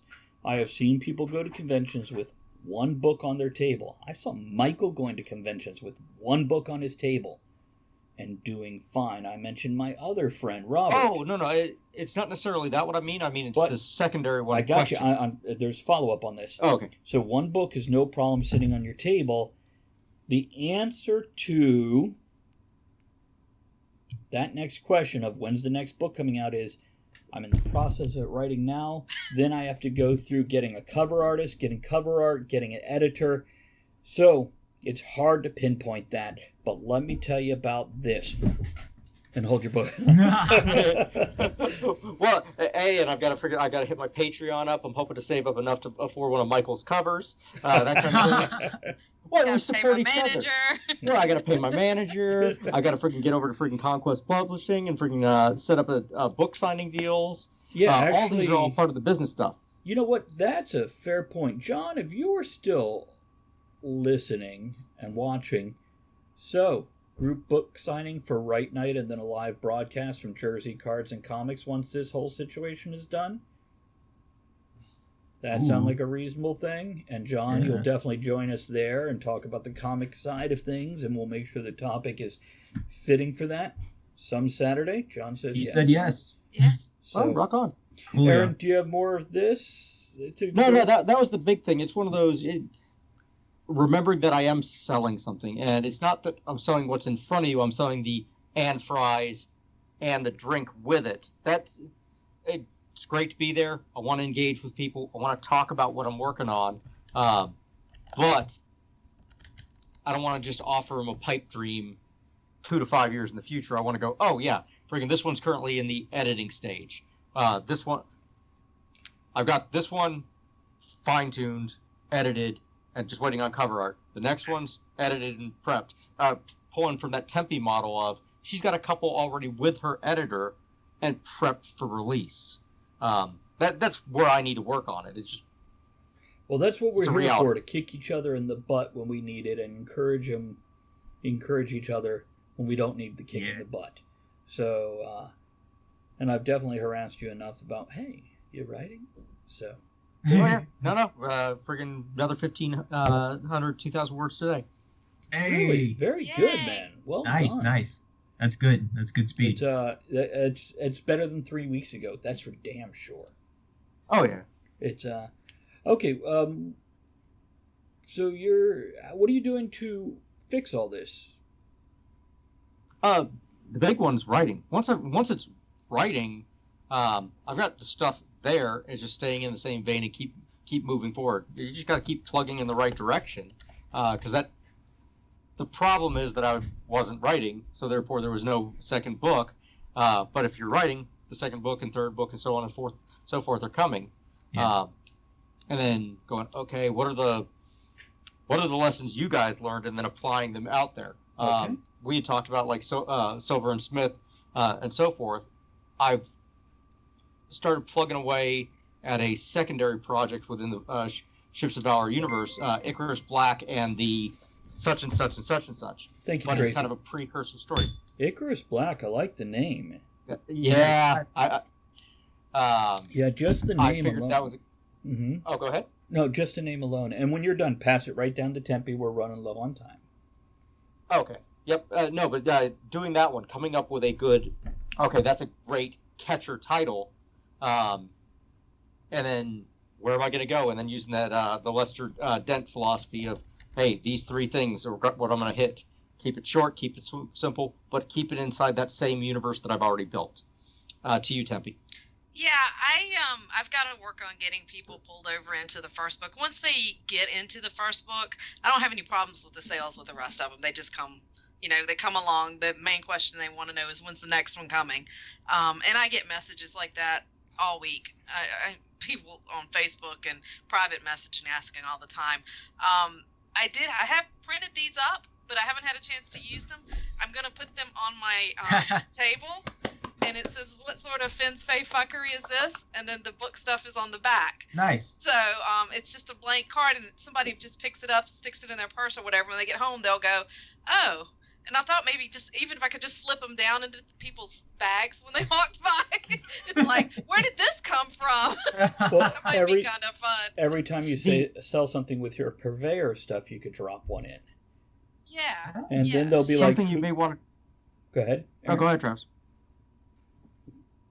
Something you may want to do is on the what Fins Fey fuckery is this? Friggin' leave yourself a little blank space down at the bottom. That way you can friggin' take a metallic pen and sign them as you hand them out. Nice. That's a good idea. Yeah. And actually, I have gotten better since the COVID stuff where we're stuck at home.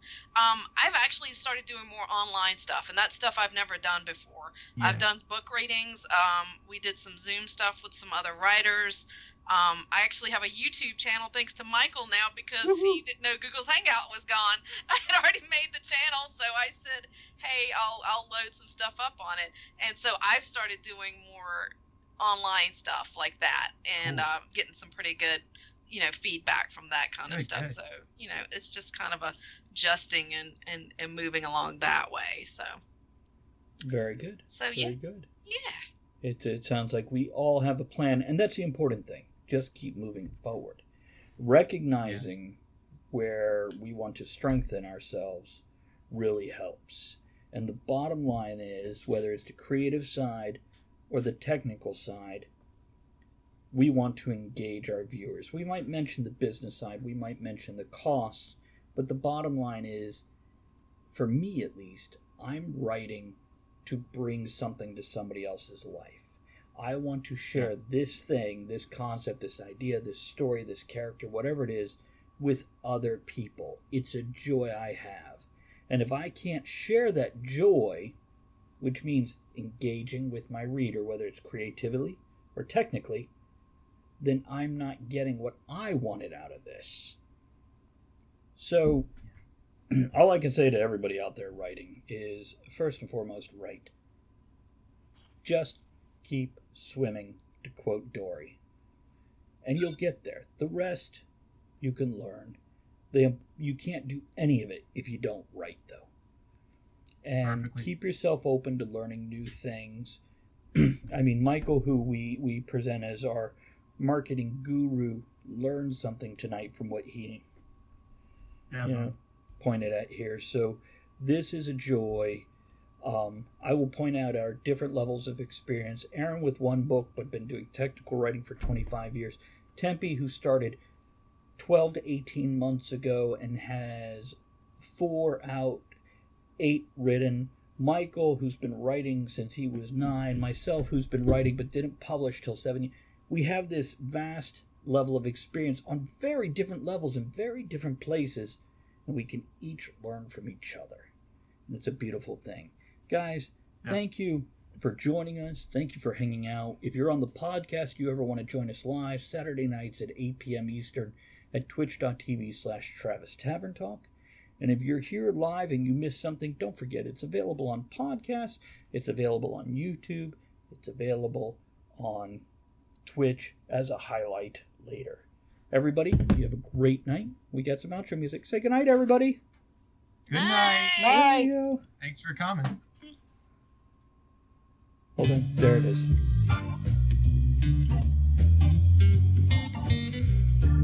Thank you for joining author Travis I. Sivart and the other writers, content creators, and all-around amazing people for our discussion here on Night Night. Join us again soon, and until you do, make sure you create with passion, enjoy the journey, and remember, every night can be right enough.